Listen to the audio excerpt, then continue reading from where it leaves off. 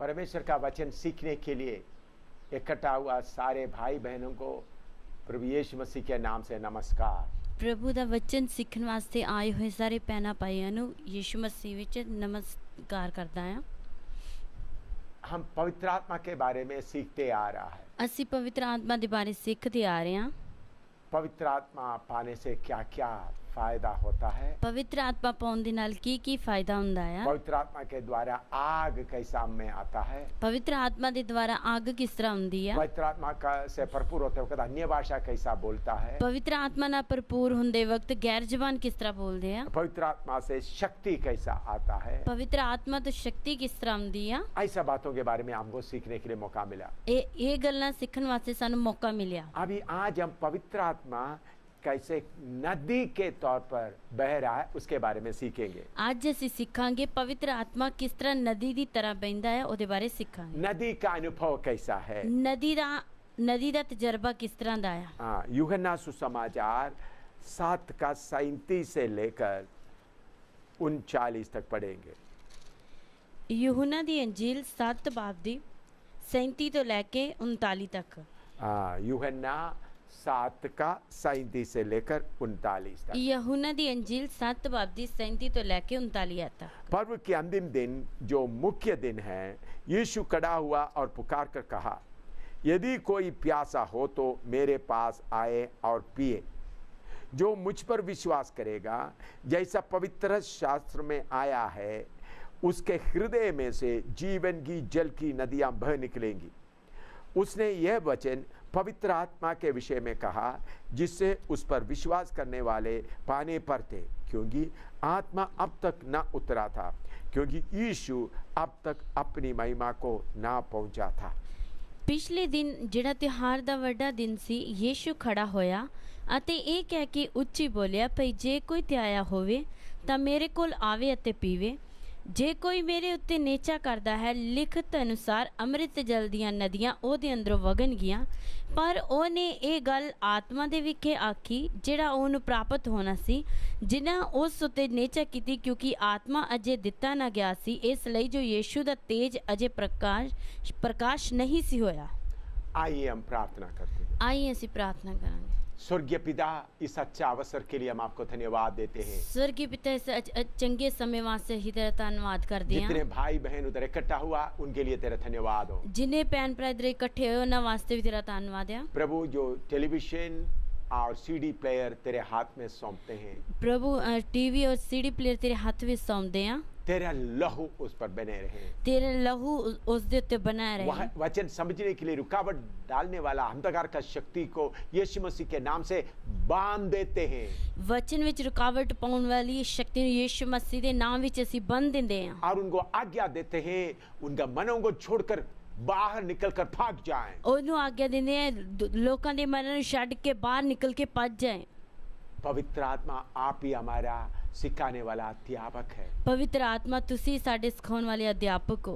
आप हमको सिखाएं। आप तुसी सानूं सिखाओ। पिता अपना पुत्र यीशु का नाम हमारे बीच में ऊंचा करें। पिता अपने पुत्र यीशु दा नाम साडे विच उच्चा कर। यीशु मसीह के पवित्र नाम से मांगते हैं। यीशु मसीह दे पवित्र नाम विच मांगदे हां। आमीन। आमीन।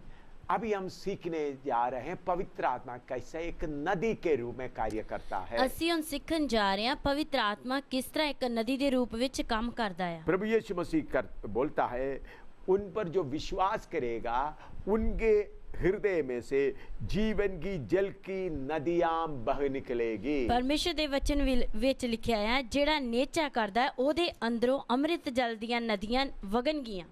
नदी सिर्फ नहीं लिखा, नदियां बह निकलेगी। नदी नहीं लिखा परंतु नदियां लिखा है। ये पवित्र आत्मा के बारे में लिखा है करके उसके नीचे लिखा है। ये पवित्र आत्मा दे बारे लिखा है, ओदे थलड़े वचन विच लिखा है। प्रभु यीशु मसीह पवित्र आत्मा के बारे में नदी के तौर पर बताया है। प्रभु यीशु मसीह पवित्र आत्मा दे बारे नदी दे तौर ते दस्या है। उत्पत्ति में भी हम नदी देखते हैं। उत्पत्ति विच भी ਅਸੀਂ नदी पुराना नियम में कई जगह में नदी के बारे में दिखते हैं। पुराने नियम विच भी ਅਸੀਂ कई जगह ते नदी दे बारे देखते हैं। प्रकाशित वाक्य में भी आखिरी अध्याय में आकर नदी के बारे में देखते हैं। ਪ੍ਰਕਾਸ਼ ਦੀ ਪੋਥੀ ਉਹਦੇ ਆਖਰੀ ਅਧਿਆਇ ਵਿੱਚ ਵੀ ਅਸੀਂ ਨਦੀ ਦੇ ਬਾਰੇ ਆ ਕੇ उधर में ਦੇਖਦੇ लिखा ਹਾਂ। पिता और मेमनेट के सिंहासन से एक नदी बह निकल रहा है। ਉਧਰ ਲਿਖਿਆ ਪਿਤਾ ਅਤੇ ਮੇਮਨੇ ਦੇ ਸਿੰਘਾਸਨ ਤੋਂ ਇੱਕ ਨਦੀ ਵਹਿ ਰਹੀ ਆ। तो पिता पुत्र सिंहासन में बैठा है, पवित्र आत्मा नदी की तरह बह रहा है।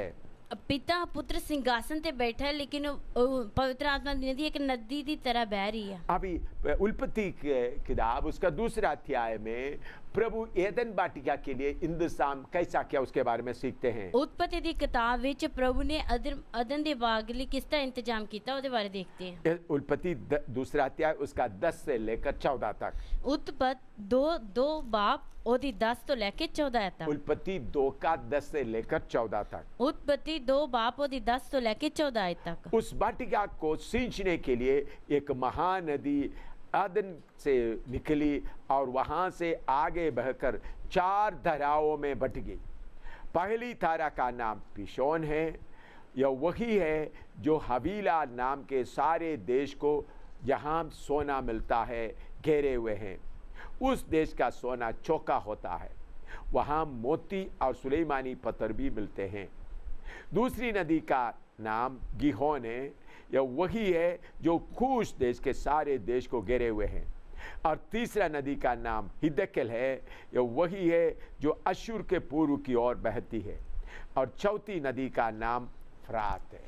ਅਤੇ ਇੱਕ ਦਰਿਆ ਉਸ ਬਾਗ ਨੂੰ ਸਿੰਜਣ ਲਈ ਅਦਨ ਤੋਂ ਨਿਕਲਿਆ ਅਤੇ ਉੱਥੇ ਵੰਡਿਆ ਗਿਆ ਔਰ 4 ਹਿੱਸੇ ਹੋ ਗਿਆ। ਇੱਕ ਦਾ ਨਾਮ ਪਿਸੋਨ ਹੈ, ਜਿਹੜਾ ਸਾਰੇ ਹਵੀਲਾ ਦੇਸ਼ ਨੂੰ ਘੇਰਦਾ ਹੈ, ਜਿੱਥੇ ਸੋਨਾ ਹੈ ਔਰ ਉਸ ਦੇਸ਼ ਦਾ ਸੋਨਾ ਚੰਗਾ ਹੈ ਔਰ ਉੱਥੇ ਮੋਤੀ ਤੇ ਸੁਲੇਮਾਨੀ ਪੱਥਰ ਵੀ ਹਨ।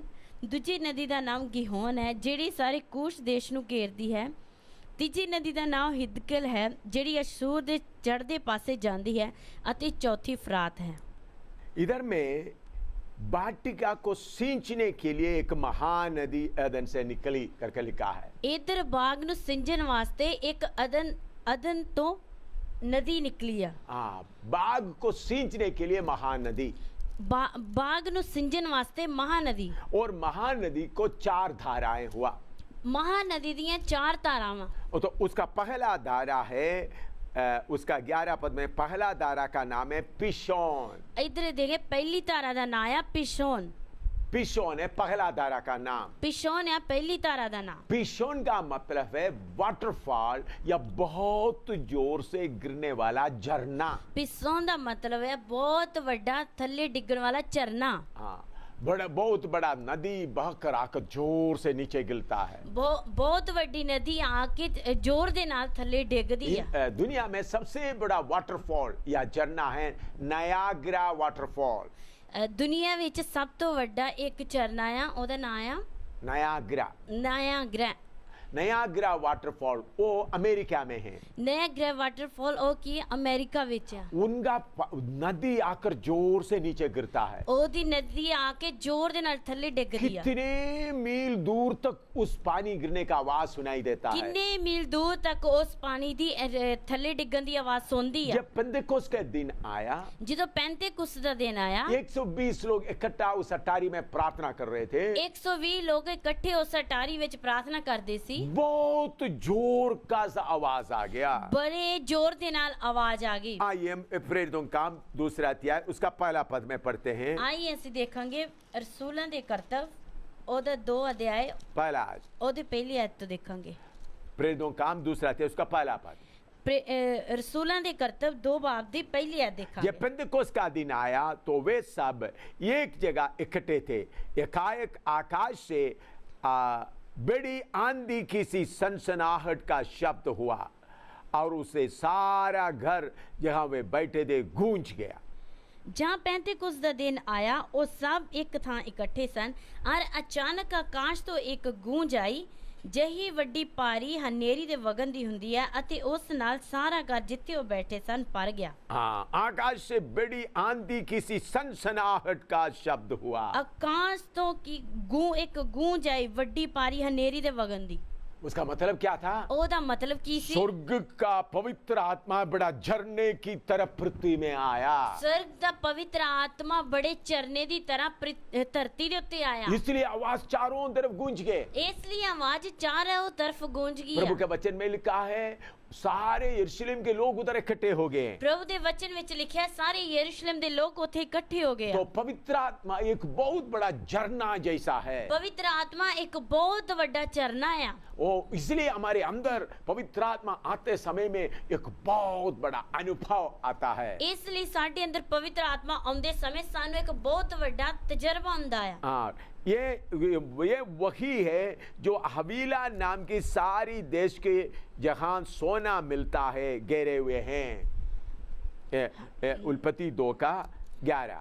ਉਤਪਤੀ 2 ਦੀ 11 ਤੇ ਦਿਖਾ ਇੱਕ ਦਾ ਨਾਮ ਪਿਸ਼ੌਨ ਹੈ ਜਿਹੜਾ ਸਾਰੇ ਹਵੀਲਾ ਦੇਸ਼ ਨੂੰ ਘੇਰਦਾ ਹੈ ਜਿੱਥੇ ਸੋਨਾ ਹੈ। हवीला देश में घेरना, हवीला का मतलब है दर्द देने वाला, शब्द बोलने वाला। ਹਵੀਲਾ ਨਾਮ ਦਾ ਅਰਥ ਆ ਬਹੁਤ ਦਰਦ ਦੇ ਨਾਲ ਸ਼ਬਦ ਬੋਲਣ ਵਾਲਾ। अगर कोई शब्द आए तो दर्द पैदा हो जाता है, ਅਗਰ ਕੋਈ ਸ਼ਬਦ ਆਵੇਗਾ ਤੇ ਦਰਦ ਹੋਵੇਗੀ, दिल छिद जाता है। ਦਿਲ ਛਿਦ ਜਾਂਦਾ ਆ। तो हवीला मतलब जिधर ये नदी जाता है वो नदी के द्वारा दिलों को चोट लगता है। ਹਵੀਲਾ ਦਾ ਮਤਲਬ ਜਿਸ ਜਗ੍ਹਾ ਤੇ ਇਹ ਨਦੀ ਜਾਂਦੀ ਆ ਉਹਦੇ ਦੁਆਰਾ ਦਿਲਾਂ ਨੂੰ ਚੋਟ ਲੱਗਦੀ ਹੈ। प्रेरितों का काम दूसरा अध्याय उसका 36 और 37 पढ़ेंगे। रसूलों के कर्तव्य 2 बाब दी 36 ते 37 आयत देखा। उधर में पतरस कैसा प्रचार कर रहा है करके हम देखते हैं। उधर पतरस किस तरह प्रचार करता है उधर बारे देखांगे। उधर के हम उसका 14 आयत से लेकर 35 तक पढ़ेगा तो पतरस का प्रचार के बारे में उधर लिखा है। इधर ਅਸੀਂ ਦੇਖਦੇ ਹਾਂ ਰਸੂਲਾਂ ਦੇ ਕਰਤੱਵ 2 ਬਾਬ ਦੀ 14 ਆਇਤ ਤੋਂ ਲੈ ਕੇ 35 तक पढ़ांगे ਤਾਂ ਪਤਰਸ ਉਧਰ ਪ੍ਰਚਾਰ ਕਰਦਾ ਹੈ। उस प्रचार में उन्होंने मीठी मीठी बातें नहीं बता रहे, उस प्रचार ਵਿੱਚ ਉਹ ਮਿੱਠੀਆਂ ਮਿੱਠੀਆਂ ਗੱਲਾਂ ਨਹੀਂ ਦੱਸਦਾ, बल्कि हर बात लोगों को दिल को छुप जाता था, लग जाता था। पर हर गल लोकां दे दिल नु की चुभदी ही लग जांदी ही। इसलिए उसका 36 और 27 में 27 में 37 में लिखा है। इसलिए ओदी 36 ते 37 आयत विच लिखा है। 36 में लिखा है, अतः अब इस्राएल के सारे घराना निश्चित रूप से जान ले कि परमेश्वर ने उसी यीशु को जिसे तुमने क्रूस पर चढ़ाया प्रभु भी ठहराया और मसीह भी। उपरंत इस्राएल ਦਾ ਸਾਰਾ ਘਰਾਣਾ ਪੱਕ ਜਾਣੇ ਭਈ ਇਸੇ ਯੀਸ਼ੂ ਨੂੰ ਜਿਸ ਨੂੰ ਤੁਸੀਂ ਸਲੀਬ ਉੱਤੇ ਚਾੜਿਆ ਪਰਮੇਸ਼ਰ ਨੇ ਉਸ ਨੂੰ ਪ੍ਰਭੂ ਵੀ ਅਤੇ ਮਸੀਹ ਵੀ ਕੀਤਾ। देखो इस्राएल के लोगों के दिल के अंदर खुशी देने वाला बातें नहीं कहा, इस्राएली लोगों के अंदर खुशी देने वाली गल्लां नहीं आखियां, आशीष पाने वाला बातें नहीं कहा, आशीष देने वाली गल्लां नहीं आखियां। उनके दिल के अंदर अच्छी तरह त्रिशूल जैसा लगाते चोट लगाते हुए बोलते गया। ਉਹਨਾਂ ਦੇ ਦਿਲ ਵਿੱਚ ਜਿਸ ਤਰ੍ਹਾਂ ਤਰਸ਼ੂਲ ਦੇ ਨਾਲ ਚੋਟ ਲੱਗਦੀ ਹੈ ਇਸ ਤਰ੍ਹਾਂ ਚੁਭਣ ਵਾਲੀਆਂ ਗੱਲਾਂ ਆਖੀਆਂ। ऐसा करते करते आखिरी में बोल रहा है, इधर इस तरह ਕਰਦੇ ਕਰਦੇ ਆਖਰ ਵਿੱਚ ਕਹਿੰਦਾ ਆ आपने उस मसीह को क्रूस पर चढ़ाया। ਤੁਸੀਂ ਉਸ ਮਸੀਹ ਨੂੰ ਕ੍ਰੂਸ ਦੇ ਉੱਤੇ ਚੜਾਇਆ। अब्राहम से लेकर इस्राएली लोग मसीह के लिए इंतजार कर रहे थे। अब्राहम तो लेके इस्राएली लोग मसीह के लिए इंतजार कर रहे थे। तुमने मसीह को क्रूस पर चढ़ाया। ਤੁਸੀਂ ਮਸੀਹ ਨੂੰ ਕ੍ਰੂਸ ਦੇ ਉੱਤੇ ਚੜਾਇਆ। आजकल लोग मीठी मीठी बातें सुनने में बहुत मन लगाते हैं। आजकल लोग बहुत मिठियां मिठियां गल्लां सुनने ਵਿੱਚ मन ਲਾਉਂਦੇ ਆ। बहन लोग भी भाई लोग भी आपस में मीठी मीठी बातें करते हो बहुत खुश रहता है। ਭੈਣਾਂ ਵੀ ਭਾਈ ਵੀ ਆਪਸ ਵਿੱਚ ਮਿੱਠੀਆਂ ਮਿੱਠੀਆਂ ਗੱਲਾਂ ਕਰਕੇ ਖੁਸ਼ ਰਹਿੰਦੇ ਆ। एक दूसरे के पाप को छेड़ता नहीं, ਇੱਕ ਦੂਜੇ ਦੇ ਪਾਪ ਨੂੰ ਛੇੜਦੇ ਨਹੀਂ ਆ, उनका गलती को छेड़ता नहीं, ਉਹਨਾਂ ਦੀਆਂ ਗਲਤੀਆਂ ਨੂੰ ਛੇੜਦੇ ਨਹੀਂ ਆ। आजकल का प्रचारक लोग भी मीठी बातें प्रचार करने वाला है। ਅੱਜ ਦੇ ਸੇਵਕ ਲੋग भी मिठियां मिठियां गल्लां दा प्रचार करने आशीष वाले का आ, प्रचार करने वाला, आशीष दा प्रचार करने बरकत का वाले प्रचार करने वाला, बरकत दा प्रचार करने वाले आ। उन लोग बरकत का और आशीष का प्रचार करते करते लोगों को खुश करता है। ਉਹ ਲੋਕ आशीष ਤੇ बरकत ਦਾ ਪ੍ਰਚਾਰ ਕਰ ਕਰਕੇ ਲੋਕਾਂ ਨੂੰ ਖੁਸ਼ ਕਰਦੇ ਆ। पैसा लूट कर चले जाता है। ਪੈਸਾ ਲੁੱਟ ਕੇ ਚਲੇ ਜਾਂਦੇ ये ਆ। प्रभु का काम नहीं है, ਇਹ ਪ੍ਰਭੂ ਦਾ ਕੰਮ ये ਨਹੀਂ ਆ, पवित्र आत्मा का काम नहीं है। ਇਹ ਪਵਿੱਤਰ ਆਤਮਾ ਦਾ ਕੰਮ ਨਹੀਂ पवित्र ਆ। आत्मा का काम होगा तो क्या करेगा? ਪਵਿੱਤਰ ਆਤਮਾ ਦਾ ਕੰਮ ਹੋਵੇਗਾ ਤਾਂ ਕੀ ਕਰੇਗਾ? सबसे पहले दिल को चुभने वाला बातें बताएगा। ਸਭ ਤੋਂ ਪਹਿਲਾਂ ਦਿਲ ਨੂੰ ਚੁਭਣ ਵਾਲੀਆਂ ਗੱਲਾਂ ਦੱਸੇਗਾ ताकि दिल में चोट लगे, ਤਾਂ ਕਿ ਦਿਲ ਨੂੰ ਚੋਟ ਲੱਗੇ, ताकि आप पाप का रास्ता छोड़े, ਤਾਂ कि ਤੁਸੀਂ ਪਾਪ ਦਾ ਰਾਹ ਛੱਡ ਦਿਓ, सिय्योन में जाने के लिए तैयार हो जाएं। ਸੀਓਨ ਵਿੱਚ ਜਾਣ ਵਾਸਤੇ ਤਿਆਰ ਹੋ ਜਾਓ। इसलिए अगर आपका दोस्त कोई तारीफ करने वाला है, ਅਗਰ ਤੁਹਾਡਾ ਕੋਈ ਦੋਸਤ ਤਾਰੀਫ ਕਰਨ ਵਾਲਾ ਆ, उनको आप गलत तरीके से प्यार करता रहेगा तो आपको तारीफ करते सुलाएगा। ਉਸ ਨੂੰ ਤੁਸੀਂ ਗਲਤ ਰੀਤੀ ਨਾਲ ਪਿਆਰ ਕਰਦੇ ਰਹੋਗੇ ਤਾਂ ਤੁਹਾਨੂੰ ਤਾਰੀਫ ਕਰਦੇ ਕਰਦੇ ਸਵਾਦੇਗਾ। उसको आप प्यार करते रहेगा तो ਉਸ ਨੂੰ ਤੁਸੀਂ ਪਿਆਰ ਕਰਦੇ ਰਹੋਗੇ ਤਾਂ वो तारीफ की बातें कहेगा, ਉਹ ਤੁਹਾਨੂੰ ਤੁਹਾਡੀ ਤਾਰੀਫ ਦੀਆਂ ਗੱਲਾਂ ਕਹੇਗਾ, और तारीफ बोलते बोलते आपको नरक की आग में ले जाएगा। ਤਾਰੀਫ ਕਰਦੇ ਕਰਦੇ ਤੁਹਾਨੂੰ ਨਰਕ ਦੀ ਵੱਲ ਲੈ ਜਾਏਗਾ। जो लोग आपके खिलाफ बोलता है, ਜੋ ਤੁਹਾਡੇ ਖਿਲਾਫ ਬੋਲਦੇ ਆ, जो लोग आपके गलती सामने बोलता है, ਜੋ ਤੁਹਾਡੀਆਂ ਗਲਤੀਆਂ ਸਾਹਮਣੇ ਦੱਸਦੇ ਆ, वो है असली में आपका दोस्त। ਉਹ ਆ ਅਸਲੀ ਵਿੱਚ ਤੁਹਾਡੇ ਦੋਸਤ। जब वो लोग बोलते हैं, ਜਦੋਂ ਉਹ ਲੋਕ ਕਹਿੰਦੇ ਆ, आपका दिल में लग जाएगा, ਤੁਹਾਡੇ ਦਿਲ ਵਿੱਚ ਲੱਗ गुस्सा ਜਾਣਗੀਆਂ, आएगा, ਗੁੱਸਾ ਆਵੇਗਾ, रोना आएगा, ਰੋਣਾ ਆਏਗਾ, नफरत आएगा, ਨਫ਼ਰਤ ਆਏਗੀ। लेकिन आपको बाद में मालूम होगा, हाँ ये गलती मेरे अंदर है, ਬਾਅਦ ਵਿੱਚ ਤੁਹਾਨੂੰ ਪਤਾ ਲੱਗੇਗਾ ਹਾਂ ਇਹ ਗਲਤੀ ਮੇਰੇ ਵਿੱਚ ਹੈ, ये सांप मेरे अंदर सोया हुआ है, ਇਹ ਸੱਪ ਮੇਰੇ ਅੰਦਰ ਸੁੱਤਾ ਪਿਆ ਆ। उनका बातों के द्वारा मेरा सांप खड़ा हो गया है, ਉਹਨਾਂ ਦੀਆਂ ਗੱਲਾਂ ਦੇ ਕਾਰਨ ਮੇਰਾ ਸੱਪ ਉੱਠ ਕੇ ਖਲੋ ਗਿਆ वो ਹੈ। मुझे गुस्सा आ गया, ਮੈਨੂੰ ਗੁੱਸਾ ਆ मुझे ਗਿਆ, रोना आ गया, ਮੈਨੂੰ ਰੋਣਾ ਆ कोई ਗਿਆ, बात नहीं, ਕੋਈ ਗੱਲ ਨਹੀਂ, सांप मैं तुमको निकालूंगा। ਸੱਪ ਮੈਂ ਤੈਨੂੰ ਕੱਢਾਂਗਾ। इसलिए मैं हमेशा बोलता, जो लोग मुझे मेरे ऊपर दोष लगाता है उनको मैं धन्यवाद देता हूँ। ਇਸ ਲਈ ਮੈਂ ਹਮੇਸ਼ਾ ਕਹਿੰਦਾ ਜਿਹੜੇ ਲੋਕ ਮੈਨੂੰ ਦੋਸ਼ ਲਾਉਂਦੇ ਆ ਉਹਨਾਂ ਲਈ ਮੈਂ ਧੰਨਵਾਦ ਕਰਦਾ दोष ਹਾਂ। लगाकर मुझे आशीष देता है, ਦੋਸ਼ ਲਾ ਕੇ ਮੈਨੂੰ ਆਸ਼ੀਸ਼ ਦਿੰਦੇ ਆ, बदनाम करके मुझे आशीष देता है, ਬਦਨਾਮ ਕਰਕੇ ਮੈਨੂੰ ਆਸ਼ੀਸ਼ मेरे ਦਿੰਦੇ बारे ਆ, में बुरा बोलकर मुझे आशीष देता है। ਮੇਰੇ ਬਾਰੇ ਬੁਰਾ ਬੋਲ ਕੇ ਮੈਨੂੰ ਆਸ਼ੀਸ਼ ਦਿੰਦੇ ऐसा ਆ। बुरा बोलते समय मेरे अंदर में चिद लगता है। ਇਸ ਤਰ੍ਹਾਂ ਬੋਲਦੇ ਸਮੇਂ ਮੇਰੇ ਦਿਲ ਅੰਦਰ ਛਿੜ ਜਾਂਦਾ ਹੈ। यिर्मयाह का प्रचार कैसा था? ਯਰਮੀਆ ਦਾ ਪ੍ਰਚਾਰ ਕਿਸ ਤਰ੍ਹਾਂ उन ਦਾ ਸੀ? इस्राएल का गलती बताते गया, ਉਹ ਇਸਰਾਇਲ ਦੀਆਂ ਗਲਤੀਆਂ ਦੱਸਦਾ ਗਿਆ, लोग उनको पकड़ के जेल खाने में डाल दिया। ਲੋਕਾਂ ਨੇ ਉਹਨੂੰ ਫੜ ਕੇ ਜੇਲ੍ਹ ਵਿੱਚ ਪਾਤਾ। कितने बार वो जेल में उनको जेल खाने में डाला, ਕਿੰਨੀ ਵਾਰ ਉਹ ਜੇਲ੍ਹ ਖਾਨੇ ਵਿੱਚ ਗਿਆ, कितने बार उनको मारा, ਕਿੰਨੀ ਵਾਰ ਉਹਨੂੰ ਮਾਰਿਆ, फिर भी पवित्र आत्मा उनके द्वारा बोलते गए। ਫਿਰ ਵੀ ਪਵਿੱਤਰ ਆਤਮਾ ਉਹਦੇ ਦੁਆਰਾ ਬੋਲਦਾ ਰਿਹਾ। आजकल ऐसा चोट लगाने वाला बहुत कम ही मिलता है। ਅੱਜ ਕੱਲ ਇਸ ਤਰ੍ਹਾਂ ਚੋਟ ਦੇਣ ਵਾਲੇ ਬੜੇ ਘੱਟ ਹੀ ਮਿਲਦੇ ਨੇ। मेरे प्यारो, चोट लगाने वाले ही असली में आपको प्यार करने वाला है। ਮੇਰੇ ਪਿਆਰੇ ਚੋਟ ਦੇਣ ਵਾਲੇ ਹੀ ਤੁਹਾਨੂੰ ਅਸਲੀ ਪਿਆਰ ਕਰਨ ਵਾਲੇ ਆ। जब पत्रस ऐसा प्रचार किया, ਜਦੋਂ ਪਤਰਸ ਨੇ ਇਸ ਤਰ੍ਹਾਂ ਪ੍ਰਚਾਰ ਕੀਤਾ, उनका दिल को चोट लगाते गया। ਉਹਨਾਂ ਦੇ ਦਿਲ ਨੂੰ ਚੋਟ ਲਾਉਂਦੇ ਰਹੇ। उसका 37 और दूसरा 37वां पद पढ़ते हैं। ਉਹਦਾ 37 वचन पढ़ते हैं। तब सुनने वालों का हृदय छिद गया और वे पत्रस और शेष प्रेरितों से पूछने लगे, हे भाइयों, हम क्या करें? ਜਾਂ ਉਹਨਾਂ ਨੇ ਇਹ ਸੁਨਿਆ ਤਾਂ ਉਹਨਾਂ ਦੇ ਦਿਲ ਛਿਦ ਗਏ ਅਤੇ ਪਤਰਸ ਅਤੇ ਬਾਕੀ ਦੇ ਰਸੂਲਾਂ ਨੂੰ ਕਹਾ ਕਿ हे ਭਾਈਓ ਅਸੀਂ ਕੀ ਕਰੀਏ। उनके दिल में जब छिद गया, चोट लग गया, उनको मालूम हो गया हम गलत कर रहा है। ਉਹਨਾਂ ਦੇ ਦਿਲ ਵਿੱਚ ਜਦੋਂ ਚੋਟ ਲੱਗ ਗਈ ਉਹਨਾਂ ਨੂੰ ਪਤਾ ਲੱਗ ਗਿਆ ਅਸੀਂ ਗਲਤ ਕਰ ਰਹੇ ਹਾਂ। अगर आपको तारीफ करते रहेगा तो आप मुस्कुराते हुए सो जाएंगे, ਅਗਰ ਤੁਹਾਡੀ ਤਾਰੀਫ ਹੀ ਹੁੰਦੀ ਰਹੇਗੀ ਤੇ ਤੁਸੀਂ ਹੱਸਦੇ ਹੱਸਦੇ ਸੌਂ ਜਾਓਗੇ। लेकिन जब आपको चोट लगेगा, ਪਰ ਜਦੋਂ ਤੁਹਾਨੂੰ ਚੋਟ ਲੱਗੇਗੀ, गहरा जख्म लगेगा, ਗਹਿਰਾ ਜ਼ਖਮ ਹੋਵੇਗਾ, हो सकता है आप थोड़ी देर तो रोएंगे, ਹੋ ਸਕਦਾ ਤੁਸੀਂ ਥੋੜੀ ਦੇਰ ਵਾਸਤੇ ਰੋਵੋਗੇ, लेकिन आपको आसानी से नींद नहीं आएगा। ਪਰ ਤੁਹਾਨੂੰ ਆਸਾਨੀ ਦੇ ਨਾਲ ਨੀਂਦ ਨਹੀਂ ਆਏਗੀ। आपके अंदर आराम से सोने वाला सांप खड़े हो गए हैं। ਪਰ ਤੁਹਾਡੇ ਅੰਦਰ ਆਰਾਮ ਦੇ ਨਾਲ ਸੌਣ ਵਾਲਾ ਸੱਪ ਖੜਾ ਹੋ ਗਿਆ उस वक्त ਹੈ। आप क्या करना चाहिए? ਉਸ ਵਕਤ ਤੁਹਾਨੂੰ ਕੀ हम ਕਰਨਾ क्या ਚਾਹੀਦਾ? करें? ਅਸੀਂ ਕੀ ਕਰੀਏ? हम गलती कर बैठा है। ਅਸੀਂ ਗਲਤੀ ਕਰ ਬੈਠੇ ਆ। तब पतरस ने उनको बताया, ਫਿਰ ਪਤਰਸ ਨੇ ਉਹਨਾਂ ਨੂੰ ਦੱਸਿਆ। उसी दिन 3000 लोग बच गए। ਉਸੇ ਦਿਨ 3000 ਲੋਕ ਬਚ ਗਏ। 3000 लोगों के दिल में असली शांति आया। 3000 ਲੋਕਾਂ ਦੇ ਅੰਦਰ ਅਸਲੀ ਸ਼ਾਂਤੀ ਆਈ। कैसा आया? किस तरह आई? पतरस के अंदर से उस पिशोन नदी बहकर उनके अंदर चोट लगाता गया। ਪਤਰਸ ਦੇ ਦੁਆਰਾ ਪਿਸ਼ੌਨ ਨਦੀ ਬਹਿ ਕੇ ਉਹਨਾਂ ਦੇ ਅੰਦਰ ਚੋਟ ਲਾਉਂਦੀ ਗਈ। इसलिए उन लोग 3000 लोग बच गए हैं। ਇਸ ਲਈ ਉਹ 3000 ਲੋਕ ਬਚ गए ਆ। और अभी हम देखते हैं उसका 2:12 हम पढ़ते हैं। ਅਸੀਂ ਦੇਖਦੇ ਹਾਂ 2 ਬਾਬ ਦੀ 12 ਹੈ। उलपति 2:12। उत्पत्ति 2 ਦੀ 12।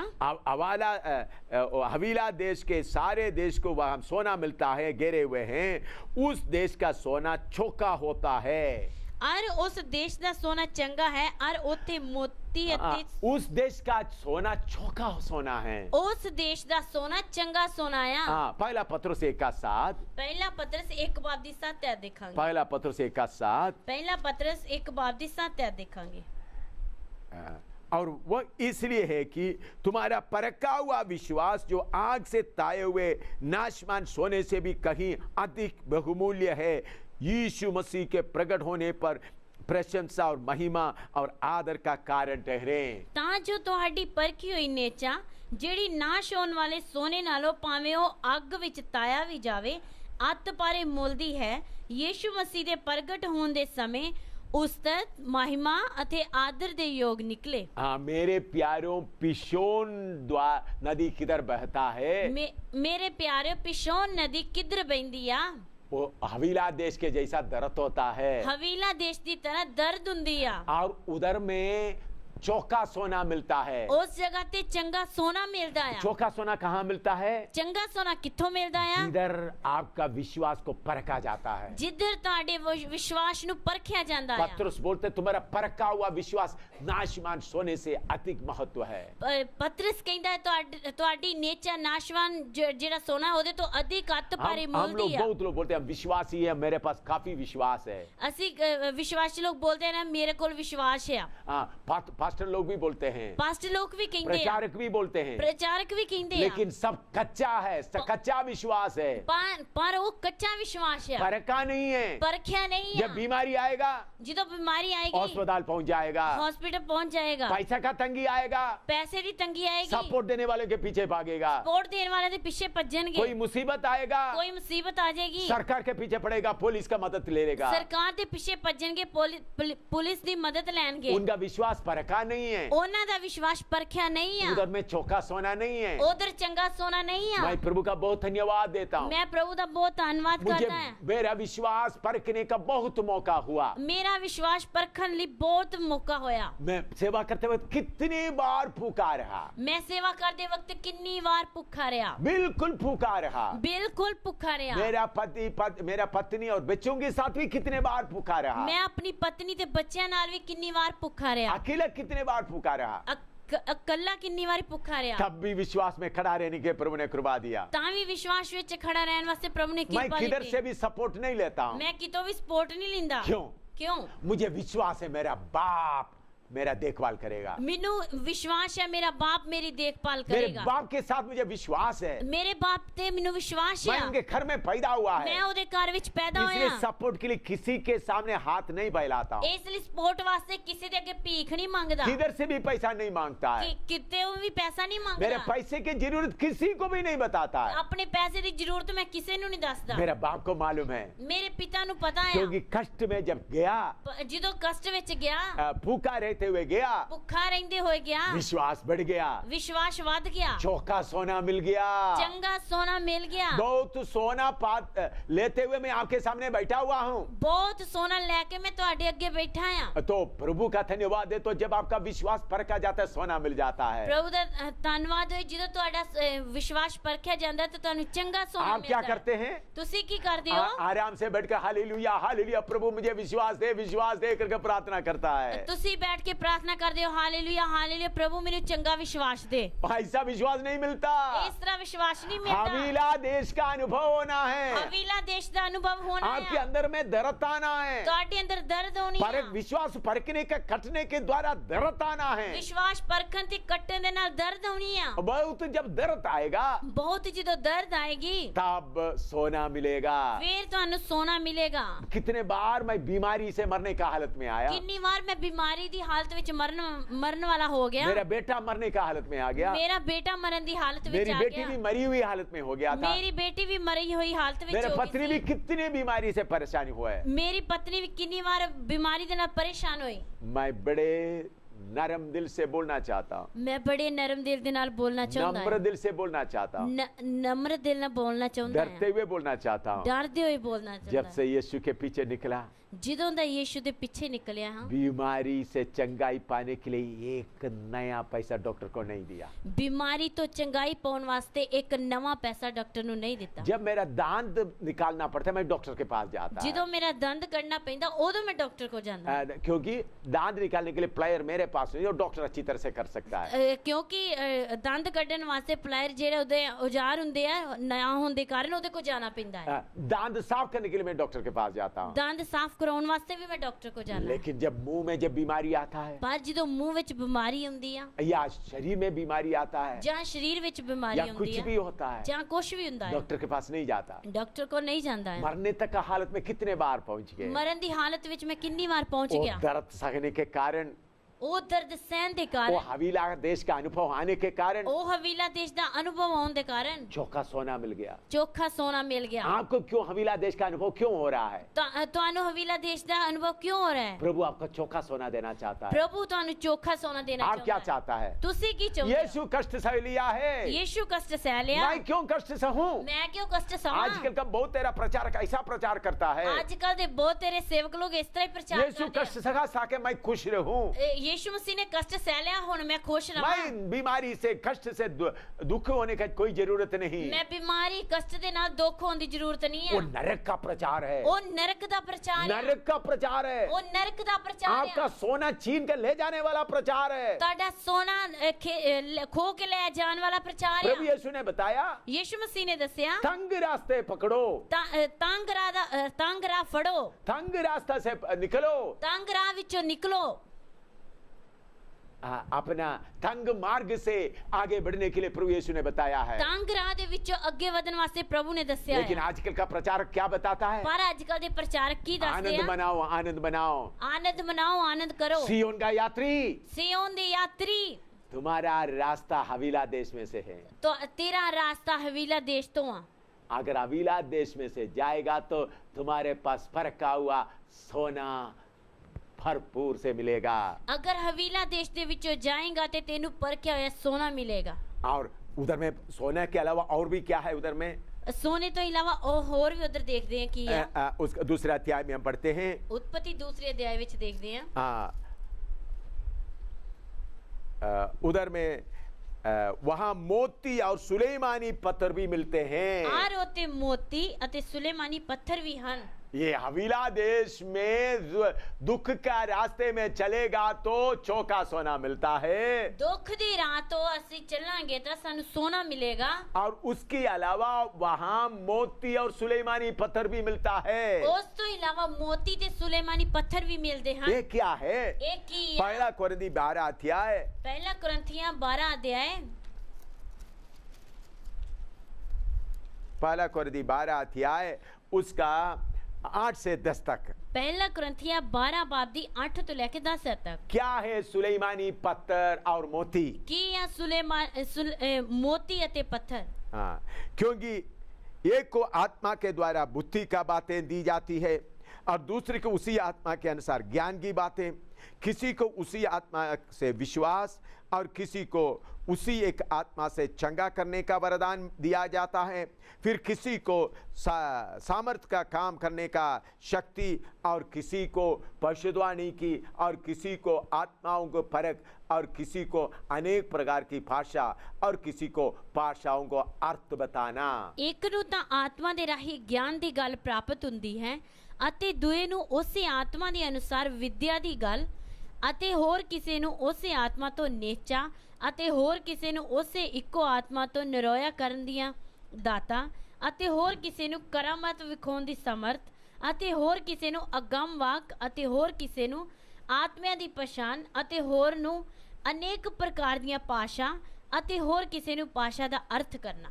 इधर में कितना मोतियां लिखा है? इधर किन्ने मोती लिखे आ? सबसे पहले ये मोतियां हैं आत्मा का वरदान। ए मोतिया आत्मा दे वरदान। आत्मा का वरदान, आत्मा दे वरदान। पहला वरदान क्या है? पहला वरदान किया बुद्धि का वरदान, विद्या दा वरदान, दूसरा ज्ञान का वरदान, दूसरा ज्ञान, तीसरा विश्वास का वरदान। तीसरा आया नेचा दा वरदान। चौथा है चंगा करने का वरदान। चौथा आया निरोया करन दा वरदान। पांचवा है सामर्थ का काम करने का वरदान। पंजवा आया करामता वखाउन दा वरदान। छह है भविष्यवाणी का वरदान। छेवां आया अगम वाक करन दा वरदान। सातवां है आत्माओं का परख का वरदान। सतवां आया आत्मा दी पहचान करन दा वरदान। और आठवां अनेक प्रकार की भाषा। अठवां आया अनेक प्रकार दियां भाषा। नौवां भाषाओं के अर्थ बताने का। नौवां आया भाषा दा अर्थ करना।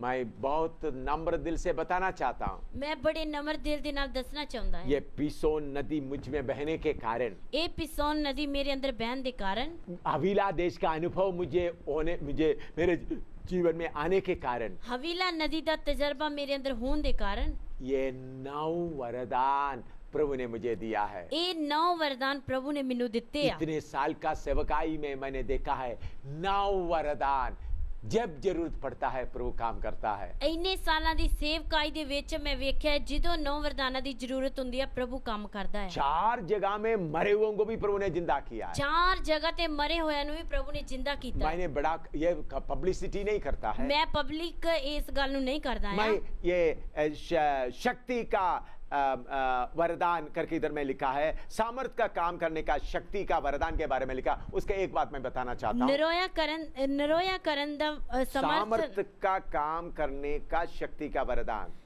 5वां चंगा करने का नहीं, सामर्थ का शक्ति। हाँ, करामत विखाउन दा सामर्थ दा वरदान दे बारे में कुछ दसना चाहुंदा है। मैं पुंछ में प्रभु की सेवा कर रहा था। मैं पुंछ विच प्रभु दी सेवा कर रहा था। उधर मैं गली गली में प्रचार कर रहा था। उधर गली गली विच मैं प्रचार कर रहा था। काफी साल की पुरानी बात है, काफी साल तो पुरानी गल है। मेरे साथ एक टीम के लोग थे, मेरे नाल टीम के लोग सी। काफी धूप था, काफी धुप सी। मैंने प्रचार करने के बाद उधर में ये नींबू पानी बेचने वाला दुकान में जाकर बोला थोड़ा नींबू पानी बना कर दो। मैं प्रचार करने तो बाद नींबू पानी बेचने वाला एक आदमी ओनू मैं नींबू पानी बना के 1-1 रुपया में 1-1 गिलास देते थे। 1-1 रुपए विच 1-1 गिलास देते। हम लोग 4 लोग थे। असि 4 लोग। पहले उन्होंने बोला पैसा दे दो। पहला उन्हें आख्या पैसे दो। उस वक्त 1-1 रुपया भी बहुत महंगा होता। उस वक्त 1-1 रुपया भी बड़ा महंगा सी। आजकल 1 रुपया आजकल का 5-8 रुपया से बड़ा है, उस वक्त 1 रुपया का। आजकल दे 5-8 तो वध के ही उस समय दा 1 रुपया। तो उन्होंने 4 रुपया हमसे ले लिया, बोला नींबू पानी नहीं देगा। उन्हें साढ़े को 4 रुपए ले ले, पर उन्हें सानू नींबू पानी आख्या नहीं दवांगा। उन्होंने नींबू नचोड़ने का लकड़ी का उसको लेकर बोला मारेगा, इधर से भाग जाओ। नींबू निचोड़ने वाली जी हुंदी है ओनू लेके आंदा तड़े सिर ते मारागा, भज जाओ भी। यीशु का प्रचार करने के लिए इधर क्यों आया? यीशु दा प्रचार करने वास्ते तुसी इधर क्यों आए हो? फिर उधर से हम करीबन 500 गज या 800 गज आगे दूसरा गली में प्रचार करना शुरू किया।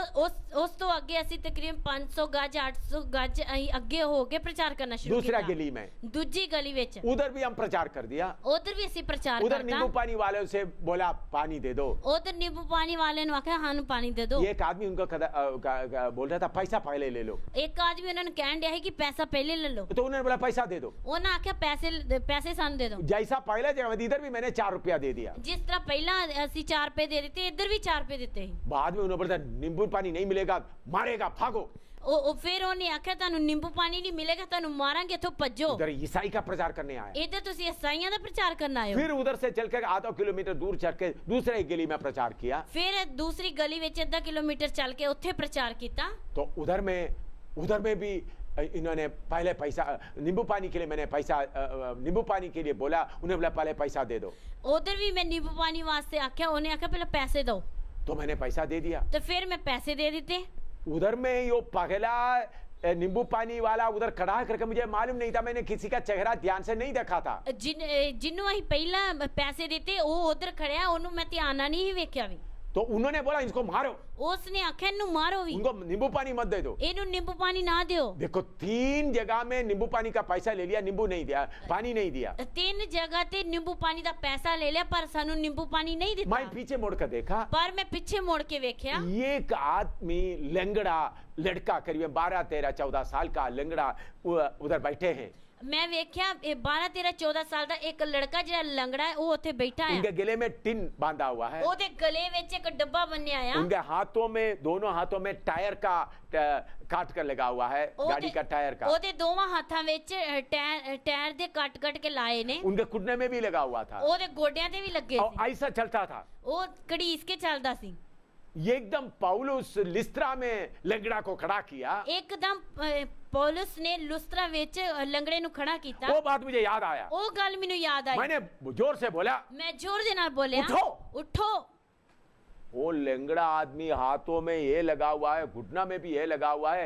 गले में ढिन लगा हुआ, खड़े हो गए। ਉਹ ਜਿਹੜਾ ਲੜਕਾ ਸੀ ਉਹਦੇ ਗਲੇ ਵਿੱਚ ਡੱਬਾ ਬੰਨਿਆ ਸੀ ਹੱਥਾਂ ਪੈਰਾਂ ਦੇ ਉੱਤੇ ਟਾਇਰ ਕੱਟ ਕੇ ਲਾਇਆ ਸੀ ਉਹ ਇੱਕਦਮ ਖੜਾ ਹੋ ਗਿਆ मैंने बोला दौड़ो, ਮੈਂ ਉਹਨੂੰ ਆਖਿਆ ਦੌੜਾਂ वो दौड़ना शुरू हो गया, ਉਹਨੇ ਦੌੜਨਾ ਸ਼ੁਰੂ ਕੀਤਾ गले में टिन डाल कर दौड़ रहा है। ਗਲੇ ਵਿੱਚ ਜੋ ਡੱਬਾ ਪਾ ਕੇ ਦੌੜਦਾ ਆ वह मुसलमान था, ਉਹ ਮੁਸਲਮਾਨ ਸੀ उनका बाप भी साथ आया था। ਉਹਦਾ ਪਿਤਾ ਵੀ ਨਾਲ ਆਇਆ ਸੀ बाप मेरे सामने आकर हाथ जोड़कर बोला, ਬਾਪ ਨੇ ਮੇਰੇ ਸਾਹਮਣੇ ਹੱਥ ਜੋੜ ਕੇ ਬੋਲਿਆ ओ खुदा ने कितना बड़ा काम किया। ਖੁਦਾ ਨੇ ਕਿੱਡਾ ਵੱਡਾ ਕੰਮ ਕੀਤਾ ਹੈ उस दिन ये जो लोग मुझे नींबू पानी देने के लिए रोका, उन लोग सब शर्मिंदा हो गए। ਉਸ ਦਿਨ ਜਿਨ੍ਹਾਂ ਨੇ ਨਿੰਬੂ ਪਾਣੀ ਦੇਣ ਵਾਸਤੇ ਮੈਨੂੰ ਇਨਕਾਰ ਕੀਤਾ ਹੈ ਸਾਰੇ ਸ਼ਰਮਿੰਦੇ ਹੋ हाथ ਗਏ जोड़कर माफी मांगा। ਹੱਥ ਜੋੜ ਕੇ ਮਾਫੀ ਮੰਗੀ उधर में सेवा बहुत हुआ, ਉਧਰ ਸੇਵਾ ਬਹੁਤ प्रभु ਹੋਈ ने कलीसिया उधर खड़ा किया। ਪ੍ਰਭੂ ਨੇ ਕਲੀਸਿया ਉਧਰ ਖੜੀ ਕੀਤੀ मैं प्रभु का बहुत धन्यवाद देता हूँ। ਮੈਂ ਪ੍ਰਭੂ ਦਾ ਬਹੁਤ ਧੰਨਵਾਦ ਕਰਦਾ ਹਾਂ आश्चर्य काम करने का वरदान।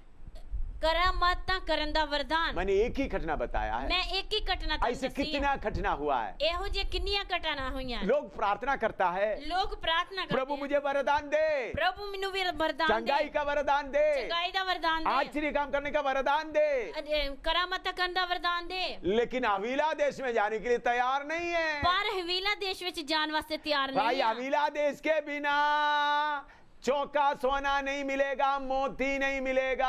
ਹਵੀਲਾ ਦੇਸ਼ ਤੋਂ ਬਿਨਾ ਤੁਹਾਨੂੰ ਚੰਗਾ ਸੋਨਾ ਤੇ ਮੋਤੀ ਨਹੀਂ ਮਿਲਣਗੇ पहले पिशोन का नदी आपके अंदर बहना है, ਪਹਿਲਾ ਪਿਸ਼ੋਨ ਨਦੀ ਤੁਹਾਡੇ ਅੰਦਰ ਵਹਿਣੀ वो ਹੈ आपको दुख की रास्ते में चलाएगा, ਉਹ ਤੁਹਾਨੂੰ ਦੁੱਖ ਦੇ ਰਾਹ ਵਿੱਚ ਚਲਾਏਗਾ उसके द्वारा दुख देने वाला बातें आप कहेगा, ਉਹਦੇ ਦੁਆਰਾ ਦੁੱਖ ਦੇਣ ਵਾਲੀਆਂ ਗੱਲਾਂ ਹੋਣਗੀਆਂ उधर आत्मा का फल हो जा, आत्मा का वरदान होगा, ਉਧਰ ਆਤਮਾ ਦਾ ਵਰਦਾਨ ਹੋਵੇਗਾ उधर मोती होगा, ਉਧਰ ਮੋਤੀ ਹੋਣਗੇ सुलेमान पत्थर होगा, ਸੁਲੇਮਾਨੀ ਪੱਥਰ ਹੋਣਗੇ आश्चर्य काम करने वाला, चंगा करने वाला वरदान होगा, ਚੰਗਾਈ ਕਰਨ ਵਾਲਾ ਵਰਦਾਨ ਹੋਵੇਗਾ हर भाषा का बुद्धि का वरदान होगा, ਹਰ ਭਾਸ਼ਾ ਦੀ ਬੁੱਧੀ ਦਾ ਵਰਦਾਨ ਹੋਵੇਗਾ 9 के 9 वरदान मिलेगा। 9 ਦੇ 9 ਵਰਦਾਨ उसके ਮਿਲਣਗੇ लिए क्या करना चाहिए? ਉਸ ਦੇ ਲਈ ਕੀ ਕਰਨਾ ਚਾਹੀਦਾ ਹੈ पिशोन आपके अंदर बहने देना है, ਪਿਸ਼ੋਨ ਤੁਹਾਡੇ ਅੰਦਰ ਬਹਿਨ ਦੇਣੀ ਆ पिशोन बहने देना है। ਪਿਸ਼ੋਨ ਬਹਿਨ ਦੇਣੀ ਆ ऐसा पिशोन जब बहने के देगा तब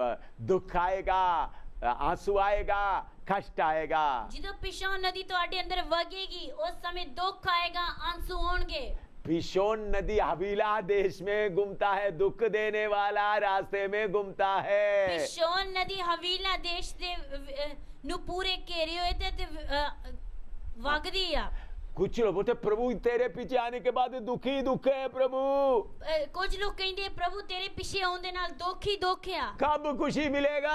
ਕਿਦੋਂ ਖੁਸ਼ੀ ਮਿਲੇਗੀ ये संसार खुशी देने का नहीं है। ਇਹ ਸੰਸਾਰ ਸਾਨੂੰ ਖੁਸ਼ੀ ਦੇਣ ਵਾਲਾ आप ਨਹੀਂ दुख ਆ में रास्ते जाते समय हवीला देश में ढूंढ कर देखो, 9 वरदान उधर पड़ा है। ਤੁਸੀਂ ਹਵੀਲਾ ਦੇਸ਼ ਦੇ ਰਾਸਤੇ ਵਿੱਚ ਜਾਂਦੇ ਸਮੇਂ ਤੁਸੀਂ ਲੱਭ ਕੇ ਵੇਖੋ 9 ਵਰਦਾਨ ਇੱਥੇ ਹੀ ਆ सुलेमान पत्थर और मोती उधर पड़ा है। ਸੁਲੇਮਾਨੀ ਪੱਥਰ ਅਤੇ ਮੋਤੀ ਵੀ ਉੱਥੇ ਪਏ ਨੇ आप क्या ढूंढ रहा है? ਤੁਸੀਂ ਕੀ ਲੱਭਦੇ धन ਹੋ दौलत और खुशी ढूंढ रहा है। ਧਨ ਦੌਲਤ ਅਤੇ ਖੁਸ਼ੀ ਲੱਭਦੇ ਹੋ हवीला देश में वो नहीं मिलता, ਹਵੀਲਾ ਦੇਸ਼ ਵਿੱਚ ਉਹ ਨਹੀਂ आत्मा ਮਿਲਦਾ का वरदान मिलता है, ਆਤਮਾ ਦੇ ਵਰਦਾਨ ਮਿਲਦੇ मोती ਨੇ मिलता है, ਮੋਤੀ ਮਿਲਦੇ ਨੇ सुलेमान पत्थर मिलता है। ਸੁਲੇਮਾਨੀ ਪੱਥਰ ਮਿਲਦੇ आत्मा ਨੇ का वरदान के द्वारा यीशु के लिए आप खड़ा हो सकता है। ਆਤਮਾ ਦੇ ਵਰਦਾਨਾਂ ਦੇ ਨਾਲ ਤੁਸੀਂ ਯਿਸੂ ਮਸੀਹ ਵਾਸਤੇ ਖੜੇ ਹੋ और ਸਕਦੇ ਹੋ दूसरा नदी क्या है? ਅਤੇ ਦੂਸਰੀ ਨਦੀ ਕੀ ਆ उधर में हम पढ़ते हैं दूसरी नदी, उसका 13 पद, दूसरी नदी का नाम गीहोन है।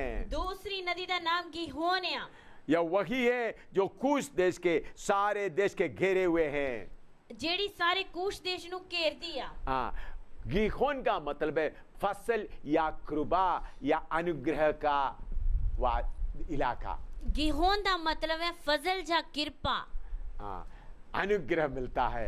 ਕਿਰਪਾ ਮਿਲਦੀ ਆ। वो कूश दे के सारे देश को घेरे हुए हैं। ਉਹ ਕੁਸ਼ ਦੇਸ਼ ਨੂੰ ਘੇਰਦੀ ਆ। कूश के देश के लोग, आप सुना होगा, नीग्रो लोग ज्यादा रहता है। ਕੁਸ਼ ਦੇਸ਼ ਦੇ ਲੋਕ ਨੀਗਰੋ ਲੋਕ ਆ। उसका मतलब दुख और उदासी का इलाका। ਉਹਦਾ ਮਤਲਬ ਹੈ ਦੁੱਖ ਅਤੇ ਉਦਾਸੀ ਦਾ ब्लैक ਇਲਾਕਾ। एंड वॉर्न, बहुत मुंह लंबा हो गया। ਬਹੁਤ ਮੂੰਹ ਲੰਬਾ ਹੋ ਗਿਆ। अगर पवित्र आत्मा की हालत में आप चलते समय में कभी ऐसा मौका में भी आप आएंगे, ਪਵਿੱਤਰ ਆਤਮਾ ਦੀ ਹਾਲਤ ਵਿੱਚ ਚੱਲਦੇ ਸਮੇਂ ਐਸੀ ਹਾਲਤ ਵੀ ਆਏਗੀ। उस समय में ਉਸ ਸਮੇਂ ਲਈ गीहोन आपके अंदर बहेगा तो ਗੀਹੋਨ ਤੁਹਾਡੇ ਅੰਦਰ ਬਹੇਗਾ ਤਾਂ मुस्कुराते रहेगा। ਹੱਸਦੇ ਰਹੋਗੇ। निंदा आने से भी मुस्कुराएगा।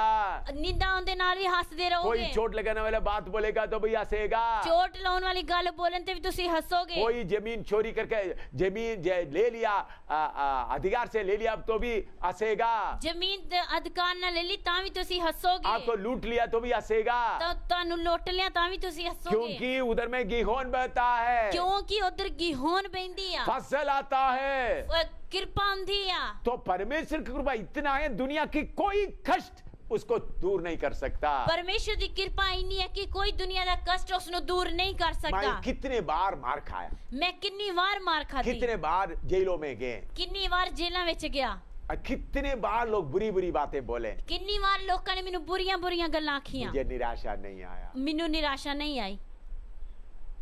मैं प्रभु को बहुत नम्र दिल से, प्रभु के सामने नम्र दिल से बोलता हूँ। ਮੈਂ ਪ੍ਰਭੂ ਦੇ ਸਾਹਮਣੇ ਬਹੁਤ ਨम्र ਦਿਲ ਦੇ ਨਾਲ ਬੋਲਦਾ ਹਾਂ। मौत आया, ਮੌਤ ਆਈ, मेरा बेटी का पति मरा, ਮੇਰੀ ਬੇਟੀ ਦਾ ਪਤੀ ਮਰ ਗਿਆ, कितना नुकसान हुआ, ਕਿੰਨਾ ਨੁਕਸਾਨ ਹੋਇਆ, कितने लोग बदनाम किया, ਕਿੰਨੇ ਲੋਕਾਂ ਬਦਨਾਮ कितने ਕੀਤਾ, बार मारा, ਕਿੰਨੀ ਵਾਰ ਮਾਰਿਆ, फिर भी निराशा एक बार भी नहीं हुआ। ਫਿਰ ਵੀ ਨਿਰਾਸ਼ਾ ਇੱਕ ਵਾਰ ਵੀ ਨਹੀਂ ਆਈ। एक बार भी मेरे जीवन के बारे में निराशा नहीं आया। ਇੱਕ ਵਾਰ ਵੀ ਮੇਰੇ ਜੀਵਨ ਦੇ ਲਈ ਮੈਨੂੰ ਨਿਰਾਸ਼ਾ ਨਹੀਂ ਆਈ। अभी पिछले दिनों में भी मैं जेल में था, ਹੁਣ ਪਿਛਲੇ ਦਿਨਾਂ ਵਿੱਚ ਵੀ ਮੈਂ ਜੇਲ੍ਹ ਵਿੱਚ तो ਸੀ। मेरे जीवन में एक दिन बहुत आनंद था। ਮੇਰੇ ਦਿਲ ਵਿੱਚ ਬੜਾ ਆਨੰਦ ਸੀ। आपको मालूम है, लोग मुझे हथकड़ी लगा के ले जा रहे थे। ਤੁਹਾਨੂੰ ਪਤਾ ਲੋਕ ਮੈਨੂੰ ਹੱਥ ਕੜੀ ਲਾ ਕੇ ਲੈ ਕੇ ਜਾ ਰਹੇ मैं ਸੀ। पहले फौज में कैप्टन था। ਮੈਂ ਫੌਜ ਵਿੱਚ ਪਹਿਲਾਂ ਕੈਪਟਨ ਸੀ। लोग मुझे सैल्यूट देना चाहिए, ਲੋਕ ਮੈਨੂੰ ਸਲੂਟ ਮਾਰਦੇ ਹੀ, लेकिन अभी मुझे हथकड़ी लेकर कैदी बना के लेके जा रहा है। ਪਰ ਹੋਰ ਮੈਨੂੰ ਹੱਥ ਕੜੀ ਲਾ ਕੇ ਕੈਦੀ ਬਣਾ ਕੇ ਲੈ ਕੇ हाथों ਜਾ में ਰਹੇ। हथकड़ी लगाया, दूसरा सिपाही के पास वो जंजीर रखा हुआ है। ਹੱਥ ਦੇ ਉੱਤੇ ਹੱਥ ਕੜੀ ਲਾਈ ਹੈ ਤੇ ਉਹਦਾ ਜੰਜੀਰ ਦੂਸਰੇ ਸਿਪਾਹੀ ਦੇ ਹੱਥ ਵਿੱਚ ਆ। देखो कुत्ते की तरह मुझे ले जाता था। ਵੇਖੋ ਕੁੱਤੇ ਦੀ ਤਰ੍ਹਾਂ ਮੈਨੂੰ ਲੈ ਕੇ जम्मू में ਜਾਂਦੇ। पिछले दिनों में, ਜੰਮੂ ਵਿੱਚ ਪਿਛਲੇ ਦਿਨਾਂ ਵਿੱਚ, ये मई महीना के दिनों में की बात मैं बोल ये रहा मई हूं। महीने मई महीना 2009 का बात बोल रहा हूँ। ਮਈ ਮਹੀਨੇ 2009 ਦੀ ਗੱਲ ਬੋਲਦਾ ਹਾਂ। तभी मेरा दिल आनंद से भर गया।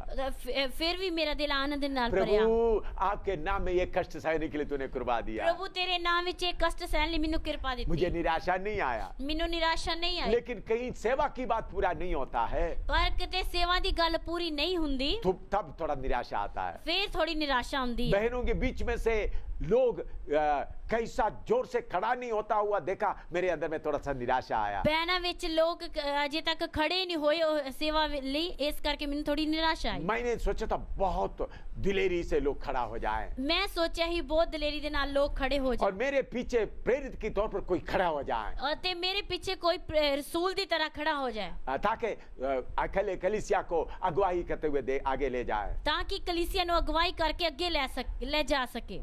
देबोरा जैसा बहन लोग खड़ा होने के लिए मैं चाहता था, ਦਬੋਰਾ ਦੀ ਤਰ੍ਹਾਂ ਭੈਣ ਲੋਕ ਖੜੀਆਂ ਹੋ ਜਾਣ ਮੈਂ ਚਾਹੁੰਦਾ ताकि ਸੀ, लड़ाई जीते। ਤਾਂ ਕਿ ਲੜਾਈ ਜਿੱਤਣ।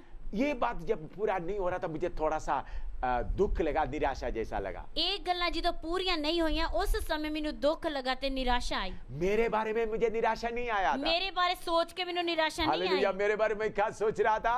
ਮੇਰੇ ਬਾਰੇ ਮੈਂ ਕੀ ਸੋਚਦਾ ਸੀ? नया धरती, नया आसमान, नया धरती नवा आसमान, नया यरूशलेम, नवा यरूशलेम, संतों का झुंड, संतां दा झुंड। ये बात याद आ रहा था। ਇਹ ਗੱਲ ਯਾਦ ਆਉਂਦੀ ਸੀ। ये बात याद आते हुए कितना खुशी होता था। ਇਹ ਗੱਲ ਯਾਦ ਆਉਣ ਦੇ ਨਾਲ ਇੰਨੀ ਖੁਸ਼ੀ ਹੁੰਦੀ शीघ्र में ਸੀ। यीशु को मिलेंगे, ਜਲਦੀ ਮੈਂ ਯਿਸੂ ਮਸੀਹ ਨੂੰ संतों ਮਿਲਾਂਗਾ, को मिलेंगे। ਸੰਤਾਂ ਨੂੰ ਮਿਲਾਂਗਾ। लेकिन सेवकाई का बात बाकी लोगों से जितना फल होना चाहता नहीं हुआ, तो थोड़ा निराशा आया। ਬਾਕੀ ਲੋਕਾਂ ਦੀ ਸੇਵਾ ਅਤੇ ਫਲ ਨਾ ਹੋਣ ਦੇ ਕਾਰਨ ਥੋੜੀ ਨਿਰਾਸ਼ਾ ਆਈ। मेरे अपने जीवन के लिए निराशा नहीं आया। ਮੇਰੇ ਆਪਣੇ ਜੀਵਨ ਵਾਸਤੇ ਨਿਰਾਸ਼ਾ ਨਹੀਂ ਕਿਉਂ? ਆਈ। ਕਿਉਂ? गीहोन बहता है। ਗੀਹੋਨ ਬਹਿੰਦਾ ਆ।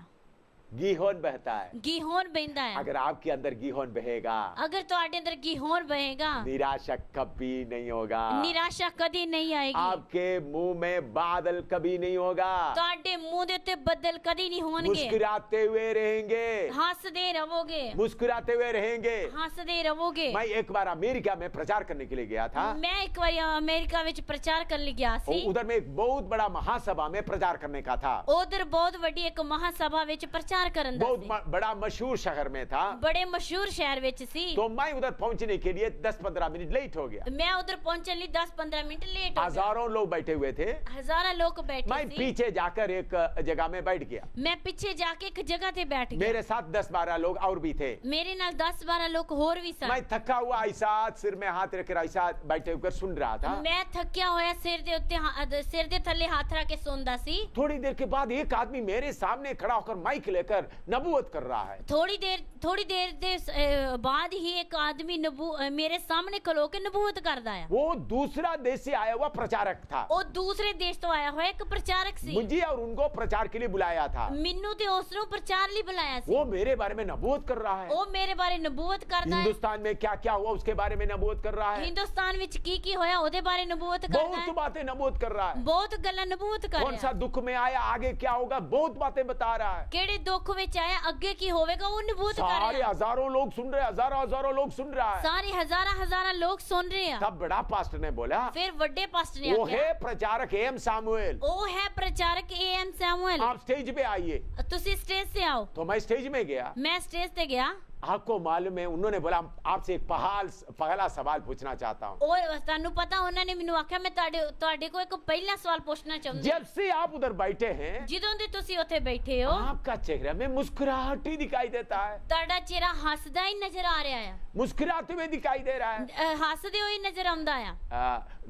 आप थके हुए ऐसा बैठा है। ਤੁਸੀਂ ਥੱਕੇ ਹੋਏ ਇਸ ਤਰ੍ਹਾਂ बैठे हो। उसका ये आप क्यों मुस्कुराते रहता है? ਤੁਸੀਂ ਕਿਉਂ ਹੱਸਦੇ ਰਹਿੰਦੇ ਹੋ? इसका सीक्रेट क्या है? इसका गुप्त बात क्या है? ਇਹ ਤਾਂ ਗੁਪਤ ਗੱਲ ਕੀ ਆ? पहले बार मेरे से सवाल पूछ रहा है। पहली बार मेरे तो सवाल पूछता है। मैंने बोला पवित्र आत्मा के द्वारा मैं आनंदित रहता हूँ। मैं उन्होंने आख्या मैं पवित्र आत्मा के द्वारा आनंदित रहता है। क्यों?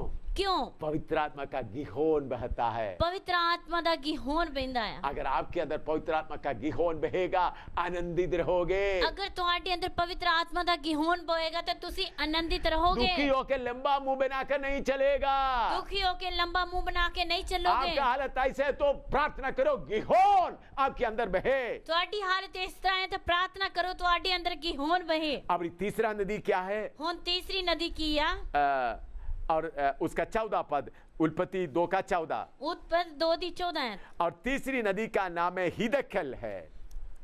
तीसरी नदी का नाम हिदकेल है। वही है जो अश्शूर के पूर्व की ओर बहती है। जेडी अश्शूर दे चढ़दे पासे जांदी है। हिदकेल का मतलब है बड़ा शीघ्र से बोलने वाला। हिदकेल का मतलब है बड़ी जल्दी बोलने वाला, या अहें भर भर कर बोलने वाला, जहाँ होके पर के बोलने वाला। रोमी 8 का 26, रोमिया 8 दी 26 रोमी 8 का 26 में ऐसा लिखा है। रोमिया 8 दी 26 विच इस तरह लिखा है, इस रीति से आत्मा भी हमारी दुर्बलता में सहायता करता है, क्योंकि हम नहीं जानते कि प्रार्थना किस रीति से करना चाहिए, परंतु आत्मा आप ही ऐसी आहें भर भर कर बयान से बाहर हमारे लिए बिनती करता है। इस तरह आत्मा भी साडी दुर्बलताई विच साडी सहायता करता है, क्यों जो किस वस्त लई सानू प्रार्थना करनी चाहिए है असी नहीं जानते, पर आत्मा आप अकथ होके पर के साडे लिए सिफारिश करता है। Hallelujah, hallelujah. ये हिदकेल नदी आपके अंदर बहेगा तो ये हिदकेल नदी ਤੁਹਾਡੇ अंदर बहेगी ता आत्मा में आहे भर भर के आप अन्य भाषा में प्रभु से बोलते रहेंगे। होके पर के तुसी गैर जबान विच प्रभु के सामने बोलते रहोगे। आहे भर भर के कभी क्या बोलना करके आपको मालूम नहीं। होके पर के की बोलना तानू पता नहीं है। दिल पूरा भरा हुआ है, दिल पूरा भरया हुआ है, आत्मा का शक्ति से भरा हुआ है। आत्मा दी शक्ति ना भरया हुआ है। धन्यवाद निकलते रहेगा, धन्यवाद निकलता रहेगा, अन्य भाषा निकलते रहेगा, गैर जबान निकलती कभी रहेगी, कोई शब्द निकलते रहेगा। कभी कोई शब्द निकलता रहेगा। मेरे जीवन में ऐसा कितने बार होता है। मेरे जीवन में इस तरह कितनी बार होता है। हिदकेल नदी आपके अंदर में बहेगा तो ऐसा होगा। हिदकेल नदी साडे अंदर बहेगी तो इस तरह होवेगा। और चौथा नदी कौन सा है? चौथी नदी केड़ी है? दूसरा उत्पत्ति 2:14 में लिखा है, ਉਤਪਤ 2:14 ਵਿੱਚ ਲਿਖਿਆ ਹੈ और चौथी नदी का नाम है फरात। ਅਤੇ ਚੌਥੀ ਹੈ ਫਰਾਤ फरात दरिया ਫਰਾਤ ਦਰਿਆ या यूफ्रेटिस या फरात दरिया, ਜਾਂ ਫਰਾਤ ਦਰਿਆ फलदार वादी, ਫਲਦਾਰ ਬਾਗ फ्रूटफुल वाली, जिधर में फलों से भरा रहता है। ਜਿੱਧਰ ਫਲਾਂ ਦੇ ਨਾਲ ਭਰਿਆ ਰਹਿੰਦਾ ਆ। गलाती 5:22 और 23 पढ़ते हैं। ਗਲਾਤੀਆਂ 5 ਦੀ 22 ਅਤੇ 23 ਐਤ ਦੇਖਾਂਗੇ। गलाती 5:22 और 23। ਗਲਾਤੀਆਂ 5 ਦੀ 22 ਅਤੇ 23 ਐਤ। पर आत्मा का फल प्रेम, आनंद, शक्ति, शांति, धीरज, कृपा, भलाई, विश्वास, नम्रता और संयम है। ऐसी कामों के विरोध में कोई भी व्यवस्था नहीं। पर आत्मा ਦਾ ਫਲ ਇਹ ਹੈ ਪ੍ਰੇਮ, ਆਨੰਦ, ਸ਼ਾਂਤੀ, ਧੀਰਜ, ਦਿਆਲਗੀ, ਭਲਾਈ, ਵਫਾਦਾਰੀ, ਨਰਮਾਈ, ਸੰਜਮ, ਇਹੋ ਜਿਹੀਆਂ ਗੱਲਾਂ ਦੇ ਵਿਰੋਧ ਕੋਈ ਸ਼ਰਾ ਨਹੀਂ। ये फरात दरिया आपके अंदर बहेगा तो आप फलों से भरा हुआ रहेगा। ਅਗਰ ਫਰਾਤ ਨਦੀ ਤੁਹਾਡੇ ਅੰਦਰ ਬਹੇਗੀ ਤੇ ਤੁਸੀਂ ਫਲਾਂ ਦੇ ਨਾਲ ਭਰੇ ਰਹੋਗੇ। फलों से भरा रहेगा। ਫਲਾਂ ਦੇ ਨਾਲ ਤੁਸੀਂ ਭਰੇ ਰਹੋਗੇ। इतना 9 फल इधर लिखा है। 9 ਫਲ ਇੱਧਰ ਲਿਖੇ ਆ। मैं नम्र दिल से, टूटे हुए मन से बोलना चाहता हूँ। ਮੈਂ ਨਮਰ ਦਿਲ ਦੇ ਨਾਲ ਟੁੱਟੇ ਮਨ ਦੇ ਨਾਲ ਬੋਲਣਾ ਚਾਹੁੰਦਾ ਹਾਂ। ये 9 फल मेरे जीवन से आप पा सकता है। ਇਹ 9 ਫਲ ਤੁਸੀਂ ਮੇਰੇ ਜੀਵਨ ਤੋਂ ਪਾ ਸਕਦੇ ਹੋ। हालेलुया। ਹਾਲੇਲੂਇਆ। उसमें पहला फल कौन सा है? ਉਹਦੇ ਵਿੱਚ ਪਹਿਲਾ ਫਲ ਕੀ ਆ? प्रेम। ਪ੍ਰੇਮ। ये प्रेम कौन सा प्रेम है? ਇਹ ਪ੍ਰੇਮ ਕਿਹੜਾ ਪ੍ਰੇਮ ਆ? दुश्मनों को भी प्यार करने वाला प्रेम। ਦੁਸ਼ਮਣਾਂ ਨੂੰ ਵੀ ਪਿਆਰ ਕਰਨ ਵਾਲਾ ਪ੍ਰੇਮ। मेरे जीवन में ऐसा बहुत घटना हुआ। ਮੇਰੇ ਜੀਵਨ ਵਿੱਚ ਇਸ ਤਰ੍ਹਾਂ ਬੜੀਆਂ ਘਟਨਾ ਹੋਈਆਂ। मैं एक दो घटना बताना चाहता हूँ। ਮੈਂ ਇੱਕ ਦੋ ਘਟਨਾ ਦੱਸਣਾ ਚਾਹੁੰਦਾ यीशु मसीह के कारण केरला में इरवी पेरूर में मुझे मार खाना पड़ा। ਯੀਸ਼ੂ ਮਸੀਹ ਦੇ ਕਾਰਨ ਕੇਰਲਾ ਵਿੱਚ इरवी पेरूर में ਏਰਵੀ ਪ੍ਰਯੂਰ ਵਿੱਚ ਮੈਨੂੰ ਯੀਸ਼ੂ ਮਸੀਹ ਦੇ ਕਾਰਨ ਜਾਣਾ ਪਿਆ। मार खाना पड़ा। ਮਾਰ ਖਾਣੀ ਪਈ। लोग स्टेज में आकर मुझे मारना शुरू किया। ਲੋਕਾਂ ਨੇ ਸਟੇਜ ਤੇ ਆ ਕੇ ਮੈਨੂੰ ਮਾਰਨਾ ਸ਼ੁਰੂ मुझे ਕੀਤਾ। बहुत बुरी तरह से मारा। ਮੈਨੂੰ बहुत बुरी तरह ਮਾਰਿਆ। मैं बेहोश हो गया था। ਮੈਂ ਬੇਹੋਸ਼ ਹੋ ਗਿਆ ਸੀ। फिर बाद में जब होश में आया, ਪਰ ਜਦੋਂ ਬਾਅਦ ਵਿੱਚ ਹੋਸ਼ ਵਿੱਚ ਆਇਆ, पुलिस आकर पूछा, ਪੁਲਿਸ ਨੇ ਆ ਕੇ ਪੁੱਛਿਆ, आपको मारे हुए लोगों का नाम बताओ। ਮਾਰੇ ਹੋਏ ਲੋਕਾਂ ਦਾ ਤੂੰ ਮੈਨੂੰ ਨਾਂ ਦੱਸ। मैंने उनको नाम नहीं बताया। ਪਰ ਮੈਂ ਉਹਨਾਂ ਨੂੰ ਨਾਂ ਨਹੀਂ मैंने बोला ਦੱਸਿਆ। वो मेरा दोस्त लोग है, ਪਰ ਮੈਂ ਉਹਨਾਂ ਨੂੰ ਆਖਿਆ ਉਹ ਮੇਰੇ ਦੋਸਤ ਲੋਕ ਆ। तो मैं उनका नाम नहीं बताएगा। ਪਰ ਮੈਂ ਉਹਨਾਂ ਦਾ ਨਾਂ ਨਹੀਂ ਦੱਸਾਂਗਾ। तो बाद में पुलिस उल्टा हो गया। ਪਰ ਬਾਅਦ ਵਿੱਚ ਪੁਲਿਸ ਉਲਟੀ ਹੋ ਗਈ। उन्होंने बोला उन लोग क्यों आपको मारा है? ਪਰ ਉਹਨਾਂ ਨੇ ਆਖਿਆ ਉਹ ਲੋਕਾਂ ਨੇ ਫਿਰ ਤੈਨੂੰ जरूर ਕਿਉਂ आपने उनके ਮਾਰਿਆ? खिलाफ कुछ बोला होगा, ਜ਼ਰੂਰ ਤੂੰ ਉਹਨਾਂ ਦੇ ਖਿਲਾਫ ਬੋਲਿਆ तो ਹੋਵੇਗਾ। इसलिए गलती तूने किया है। ਇਸ ਕਰਕੇ ਗਲਤੀ ਤੂੰ ਕੀਤੀ ਆ। मुझे अरेस्ट कर दिया। ਮੈਨੂੰ ਲੈ ਕੇ ਚਲੇ ਗਏ, अरेस्ट कर दिया। ਅਰੈਸਟ ਕਰ ਦਿੱਤਾ।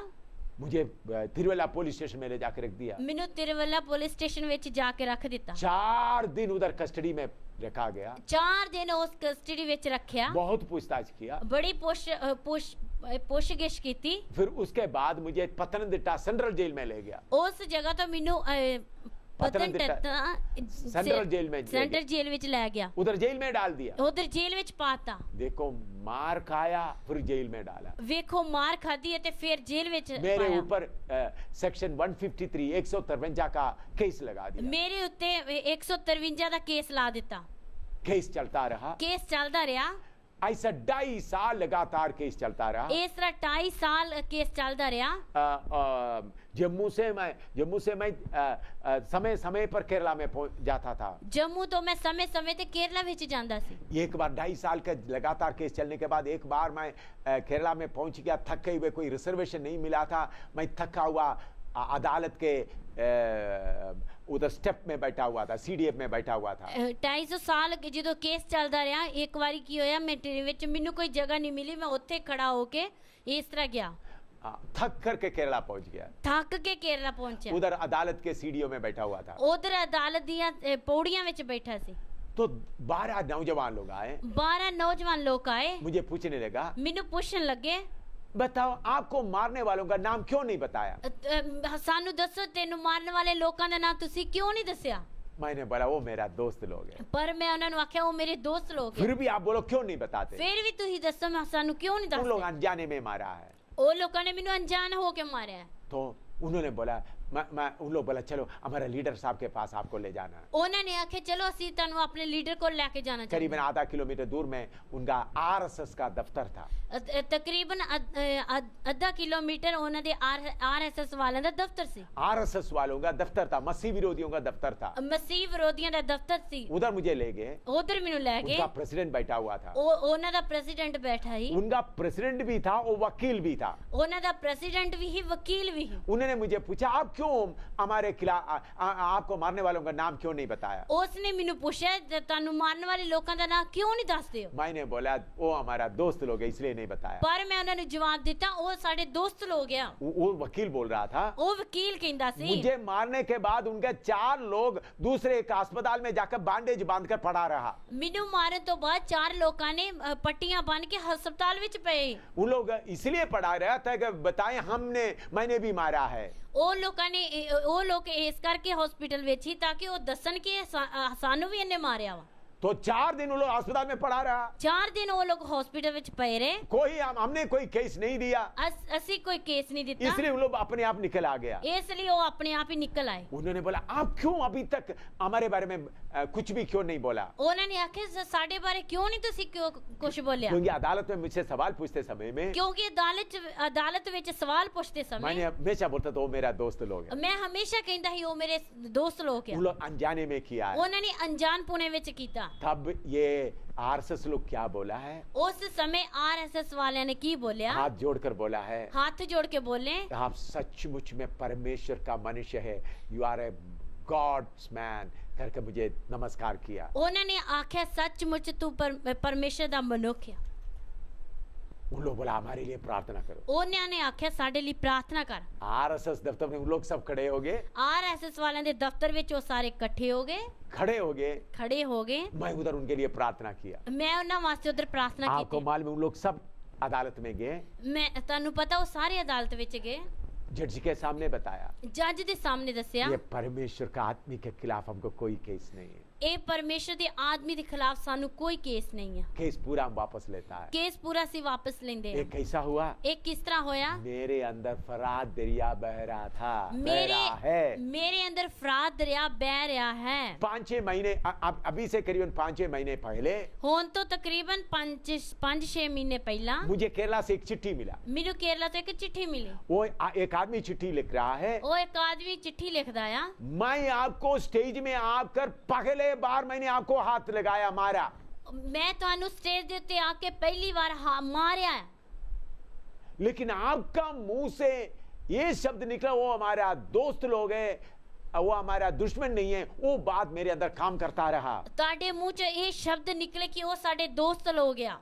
वो दुश्मन नहीं है, ਉਹ ਸਾਡੇ ਦੁਸ਼ਮਣ ਨਹੀਂ ਆ। ये बात मेरे अंदर काम करता रहा। ਇਹ ਗੱਲ ਉਹ ਮੇਰੇ ਅੰਦਰ ਕੰਮ ਕਰਦੀ ਰਹੀ। उन्होंने बोला मैं अभी यीशु मसीह का बेटा बन गया है। ਉਸਨੇ ਆਖਿਆ ਮੈਂ ਹੁਣ ਯीशु मसीह ਦਾ ਬੇਟਾ ਬਣ ਗਿਆ ਆ। उन्होंने लिखा है ਉਸਨੇ ਲਿਖਿਆ मैं अभी बाइबल कॉलेज में पढ़ रहा हूँ, ਉਹਨੇ ਆਖਿਆ ਮੈਂ ਹੁਣ ਬਾਈਬਲ ਕਾਲਜ ਵਿੱਚ ਪੜ ਰਿਹਾ ਹਾਂ। हजारों के सामने आपका पाँव पकड़ के माफी मांगना चाहता हूँ। ਹਜ਼ਾਰਾਂ ਲੋਕਾਂ ਦੇ ਸਾਹਮਣੇ ਤੁਹਾਡੇ ਪੈਰ ਫੜ ਕੇ ਮੈਂ ਮਾਫੀ ਮੰਗਣਾ ये ਚਾਹੁੰਦਾ। कैसा हुआ? ਇਹ ਕਿਸ ਤਰ੍ਹਾਂ ਹੋਇਆ? फरात दरिया बहने से हुआ। ਫਰਾਤ ਦਰਿਆ ਬਹਿਣ ਦੇ ਨਾਲ ਹੋਇਆ। जगाधरी में मुझे मारा, ਜਗਾਦਰੀ ਮੈਨੂੰ ਮਾਰਿਆ। मैं 3 घंटों तक मरा हुआ हालत में था। मैं 3 घंटे मरी हुई हालत में वो लोग पकड़ के मार के मुझे नीचे गिराकर मेरा हाथ पाँव पकड़ खसीट के ले गए। ਉਹ ਮੈਨੂੰ ਮਾਰ ਕੇ ਕਸੀੜ ਕੇ ਅੱਗੇ ਲੈ ਗਏ। पुलिस आ गई। ਪੁਲਿਸ ਆ ਗਈ। जब मुझे होश आ गया पुलिस पूछ रहा है ਜਦੋਂ ਮੈਨੂੰ ਹੋਸ਼ ਆ ਗਈ ਪੁਲਿਸ ਪੁੱਛਦੀ ਆ क्यों उनके खिलाफ क्या कार्रवाई करना है? ਉਹਨਾਂ ਦੇ ਖਿਲਾਫ ਕੀ ਕਾਰਵਾਈ ਕਰਨੀ मैंने ਹੈ? बोला वो दोस्त लोग हैं, उनके खिलाफ कोई कार्रवाई नहीं करना है। ਮੈਂ ਆਖਿਆ ਉਹ ਦੋਸਤ ਲੋग ਆ ਉਹਨਾਂ ਦੇ ਖਿਲਾਫ ਕੋਈ ਕਾਰਵਾਈ ਨਹੀਂ मेरे ਕਰਨੀ। प्यारों फरात दरिया आपके अंदर बहेगा तो कितना आनंद होगा। ਮੇਰੇ ਪਿਆਰਿਓ ਜਦੋਂ ਫਰਾਤ ਦਰਿਆ ਤੁਹਾਡੇ ਅੰਦਰ ਬਹੇਗਾ ਤਾਂ ਕਿੰਨਾ ਆਨੰਦ एक ਹੋਵੇਗਾ। बार लोग बड़े जोर से मेरे मुंह पे मारा, ਇੱਕ ਵਾਰੀ ਲੋਕਾਂ ਨੇ ਮੇਰੇ ਮੂੰਹ ਦੇ ਉੱਤੇ ਬੜੀ ਜ਼ੋਰ ਦੇ ਨਾਲ यीशु का ਮਾਰਿਆ। प्रचार करने के कारण ਯੀਸ਼ੂ ਦਾ ਪ੍ਰਚਾਰ ਕਰਨੇ खून आकर पूरा शर्ट भर दिया।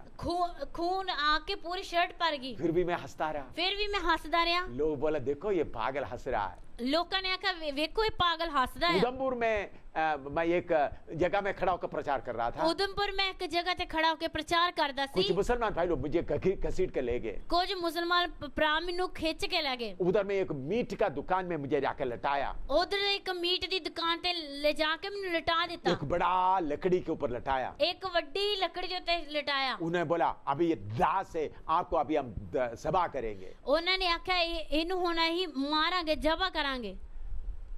तो मैं हंस रहा था। ਪਰ ਮੈਂ ਹੱਸਦਾ ਸੀ। उन्होंने बड़ा उनका चाकू लेकर ऐसा दिखाया, ਉਹਨਾਂ ਨੇ ਆਪਣਾ ਵੱਡਾ ਚਾਕੂ ਲੈ ਕੇ ਮੈਨੂੰ ਦਿਖਾਇਆ, मारने का जैसा दिखाया। ਮਾਰਨ ਦੀ ਤਰ੍ਹਾਂ मैं ਦਿਖਾਇਆ। मुस्कुरा रहा था। मैं हंस रहा सी। तो उन्होंने बोल रहा था ये तो पागल है, और वो कहन दे ही ये पागल या इसको मारने से क्या होना है। ਇਹਨੂੰ ਮਾਰਨ ਦੇਣਾ ਕੀ ਹੋਏਗਾ। मुझे खड़ा करके मेरे पीठ में एक लात मारकर भेज दिया। ਮੈਨੂੰ ਖੜਾ ਕਰਕੇ ਮੇਰੇ ਪਿੱਛੋਂ ਦੀ ਇੱਕ ਲੱਤ ਮਾਰ ਕੇ ਭੇਜ ਦਿੱਤਾ। हालेलुया। हालेलुया। फरात दरिया बहेगा तो ਫਰਾਤ ਦਰਿਆ ਬਹੇਗਾ ਤਾਂ असली प्रेम आपके अंदर दिखाई देगा। ਅਸਲੀ ਪ੍ਰੇਮ ਤੁਹਾਡੇ ਅੰਦਰ ਦਿਖਾਈ इसलिए ਦੇਵੇਗਾ। मेरे प्यारो, ਇਸ ਲਈ ਮੇਰੇ ਪਿਆਰਿਓ आपके अंदर पिशोन आना है, ਤੁਹਾਡੇ ਅੰਦਰ ਪਿਛੋਣ ਆਣੀ ਆ, गिहोन आना है, ਗਿਹੋਣ ਆਉਣੀ ਆ, धकेल आना है, ਹਿਦਕੇ ਲਾਉਣੀ ਆ, फरात आना है। ਫਰਾਤ ਵੀ ਆਣੀ ਆ। तब देखो आत्मा का जीवन कैसा होता है। ਫਿਰ ਵੇਖੋ ਆਤਮਾ ਦਾ ਜੀਵਨ ਕਿਸ ਤਰ੍ਹਾਂ ਹੁੰਦਾ ਹੈ। भजन संहिता 36 का 8 पढ़ते हैं।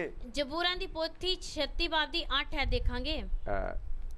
36 का 8। जबूरन दी पोथी 36 बाब दी 8 है। वे तेरे भवन की चिकने भोजन से तृप्त होंगे और ते अपनी सुख की नदी में से उन्हें पिलाएगा। ਉਹ ਤੇਰੇ ਘਰ ਦੀ ਚਿਕਨਾਈ ਨਾਲ ਰੱਜ ਜਾਣਗੇ ਅਤੇ ਤੂੰ ਆਪਣੇ ਬਿਲਾਸਾਂ ਦੀ ਨਦੀ ਤੋਂ ਉਹਨੂੰ ਪਿਲਾਏਗਾ। सुख का नदी से पिलाएगा। ਸੁੱਖ ਦੀ ਨਦੀ ਤੋਂ ਪਿਆਏਗਾ। खाना नहीं होगा, खाना नहीं होएगा, कपड़ा नहीं होगा, कपड़ा नहीं होवेगा, मुसीबत बहुत होगा। मुसीबत बहुत होवेगी। सुख का नदी में पीते रहेगा तो ਸੁੱਖ ਦੀ ਨਦੀ ਵਿੱਚ ਪੀਂਦੇ ਰਹੋਗੇ ਤਾਂ तो रोता हुआ नहीं रहेगा। ਰੋਂਦੇ ਹੋਏ ਨਹੀਂ हर ਰਹੋਗੇ। समय अन्य आत्मा में भरे हुए रहेंगे। ਹਰ ਸਮੇਂ ਤੁਸੀਂ ਆਤਮਾ ਵਿੱਚ ਭਰੇ ਰਹੋਗੇ। परमेश्वर का नदी सुख का नदी है। ਪਰਮੇਸ਼ਰ ਦੀ ਨਦੀ ਸੁੱਖ ਦੀ ਨਦੀ ਆ। और भजन संहिता 65 का 9। ਜਬੂਰਾਂ ਦੀ ਪੋਥੀ 65 ਬਾਬ ਦੀ 9 ਦੇਖਾਂਗੇ। भजन संहिता 65 का 9। जबूरन दी पोथी 65 बाब दी 9 तू देखा। भूमि की सुधि लेकर उसको सींचता है, तू उसको बहुत फलदायक करता है। परमेश्वर की नदी जल से भरी रहती है। तू धरती दी शुद्ध लैंदा है ਅਤੇ ਉਹਨੂੰ ਰੇਲ ਪੇਲ ਕਰਦਾ ਹੈ। ਤੂੰ ਉਹਨੂੰ ਦਬ ਕੇ ਹਰਿਆ ਭਰਿਆ ਕਰਦਾ ਹੈ। परमेश्वर दी नदी पानी नाल भरी हुई है। परमेश्वर का नदी में पानी का कमी नहीं है। परमेश्वर दी नदी विच पानी दी कमी नहीं है। परमेश्वर का नदी जल से भरी रहती है। परमेश्वर दी नदी पानी दे नाल भरी रहंदी है। हालेलुया। हालेलुया। उधर कभी पानी खट नहीं होता, कम नहीं होता।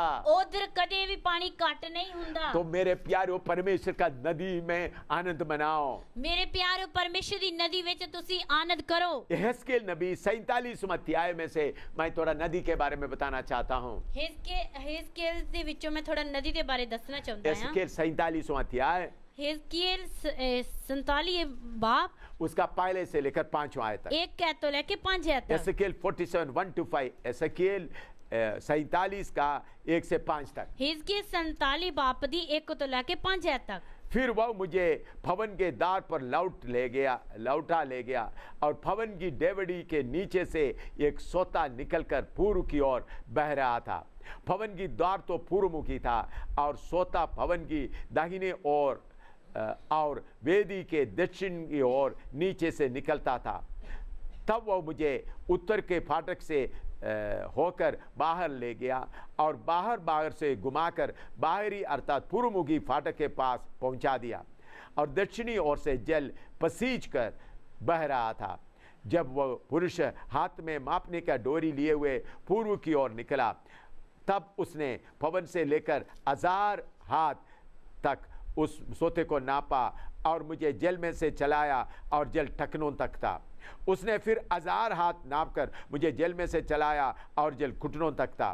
फिर और मुझे 1000 हाथ नापकर मुझे जल में से चलाया और जल कमर तक था।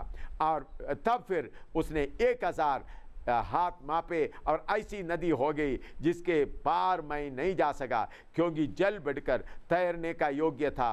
अर्थात ऐसी नदी थी जिसके पार कोई ना जा सकता था। फिर ਉਹ ਮੈਨੂੰ ਪਵਨ ਦੇ ਦਰਵਾਜ਼ੇ ਤੇ ਮੋੜ ਲਿਆਇਆ ਅਤੇ ਵੇਖੋ ਹੈਕਲ ਦੀ ਸਰਦਲ ਦੇ ਹੇਠੋਂ ਪਾਣੀ ਪੂਰਬ ਵੱਲ ਵਗ ਰਿਹਾ ਸੀ। ਕਿਉਂ ਜੋ ਪਵਨ ਦਾ ਮੂੰਹ ਪੂਰਬ ਵੱਲ ਸੀ ਅਤੇ ਪਾਣੀ ਪਵਨ ਦੇ ਸੱਜੇ ਪਾਸੇ ਦੇ ਹੇਠਾਂ ਤੋਂ ਜਗਵੇਦੀ ਦੇ ਦੱਖਣ ਵੱਲ ਵਗ ਕੇ ਜਾਂਦਾ ਸੀ। ਤਦ ਉਹ ਮੈਨੂੰ ਉੱਤਰੀ ਫਾਟਕ ਦੇ ਰਸਤੇ ਬਾਹਰ ਲੈ ਆਇਆ ਅਤੇ ਮੈਨੂੰ ਉਸ ਰਾਹ ਵਿੱਚੋਂ ਜਿਸ ਦਾ ਮੂੰਹ ਪੂਰਬ ਵੱਲ ਸੀ ਬਾਹਰਲੇ ਫਾਟਕ ਤੋਂ ਮੋੜ ਲਿਆਇਆ, ਅਰਥਾਤ ਚੜ੍ਹਦੇ ਮੂੰਹ ਵੱਲ ਫਾਟਕ ਤੇ। ਅਤੇ ਵੇਖੋ ਸੱਜੇ ਪਾਸਿਓਂ ਪਾਣੀ ਵਗ ਰਿਹਾ ਸੀ ਅਤੇ ਇਸ ਮਨੁੱਖ ਨੇ ਜਿਹਦੇ ਹੱਥ ਵਿੱਚ ਫੀਤਾ ਸੀ ਪੂਰਬ ਵੱਲ ਵੱਧ ਕੇ ਹਜ਼ਾਰ ਹੱਥ ਮਿਣਿਆ ਅਤੇ ਮੈਨੂੰ ਪਾਣੀ ਵਿੱਚੋਂ ਲੰਘਾਇਆ ਅਤੇ ਪਾਣੀ ਗਿੱਟਿਆਂ ਤੱਕ ਤਿੱਕਰ ਸੀ। ਫਿਰ ਉਸਨੇ ਹਜ਼ਾਰ ਹੱਥ ਹੋਰ ਮਿਣਿਆ ਅਤੇ ਮੈਨੂੰ ਪਾਣੀ ਵਿੱਚੋਂ ਲੰਘਾਇਆ ਅਤੇ ਪਾਣੀ ਗੋਡਿਆਂ ਤਿੱਕਰ ਸੀ। ਫਿਰ ਉਸਨੇ 1000 ਹੋਰ ਮਿਣਿਆ ਅਤੇ ਮੈਨੂੰ ਪਾਣੀ ਵਿੱਚੋਂ ਲੰਘਾਇਆ ਅਤੇ ਪਾਣੀ ਲੱਕ ਤਿੱਕਰ ਸੀ। ਫਿਰ ਉਹਨੇ 1000 ਹੋਰ ਮਿਣਿਆ ਅਤੇ ਉਹ ਅਜਿਹਾ ਨਾਲਾ ਸੀ ਕਿ ਮੈਂ ਉਹਨੂੰ ਪਾਰ ਨਹੀਂ ਕਰ ਸਕਦਾ ਸੀ, ਕਿਉਂ ਜੋ ਪਾਣੀ ਚੜ੍ਹ ਕੇ ਤਰਨ ਵਾਲਾ ਹੋ ਗਿਆ ਸੀ ਅਤੇ ਅਜਿਹਾ ਨਾਲਾ ਬਣ ਗਿਆ ਜਿਹਨੂੰ ਪਾਰ ਕਰਨਾ ਅਸੰਭਵ।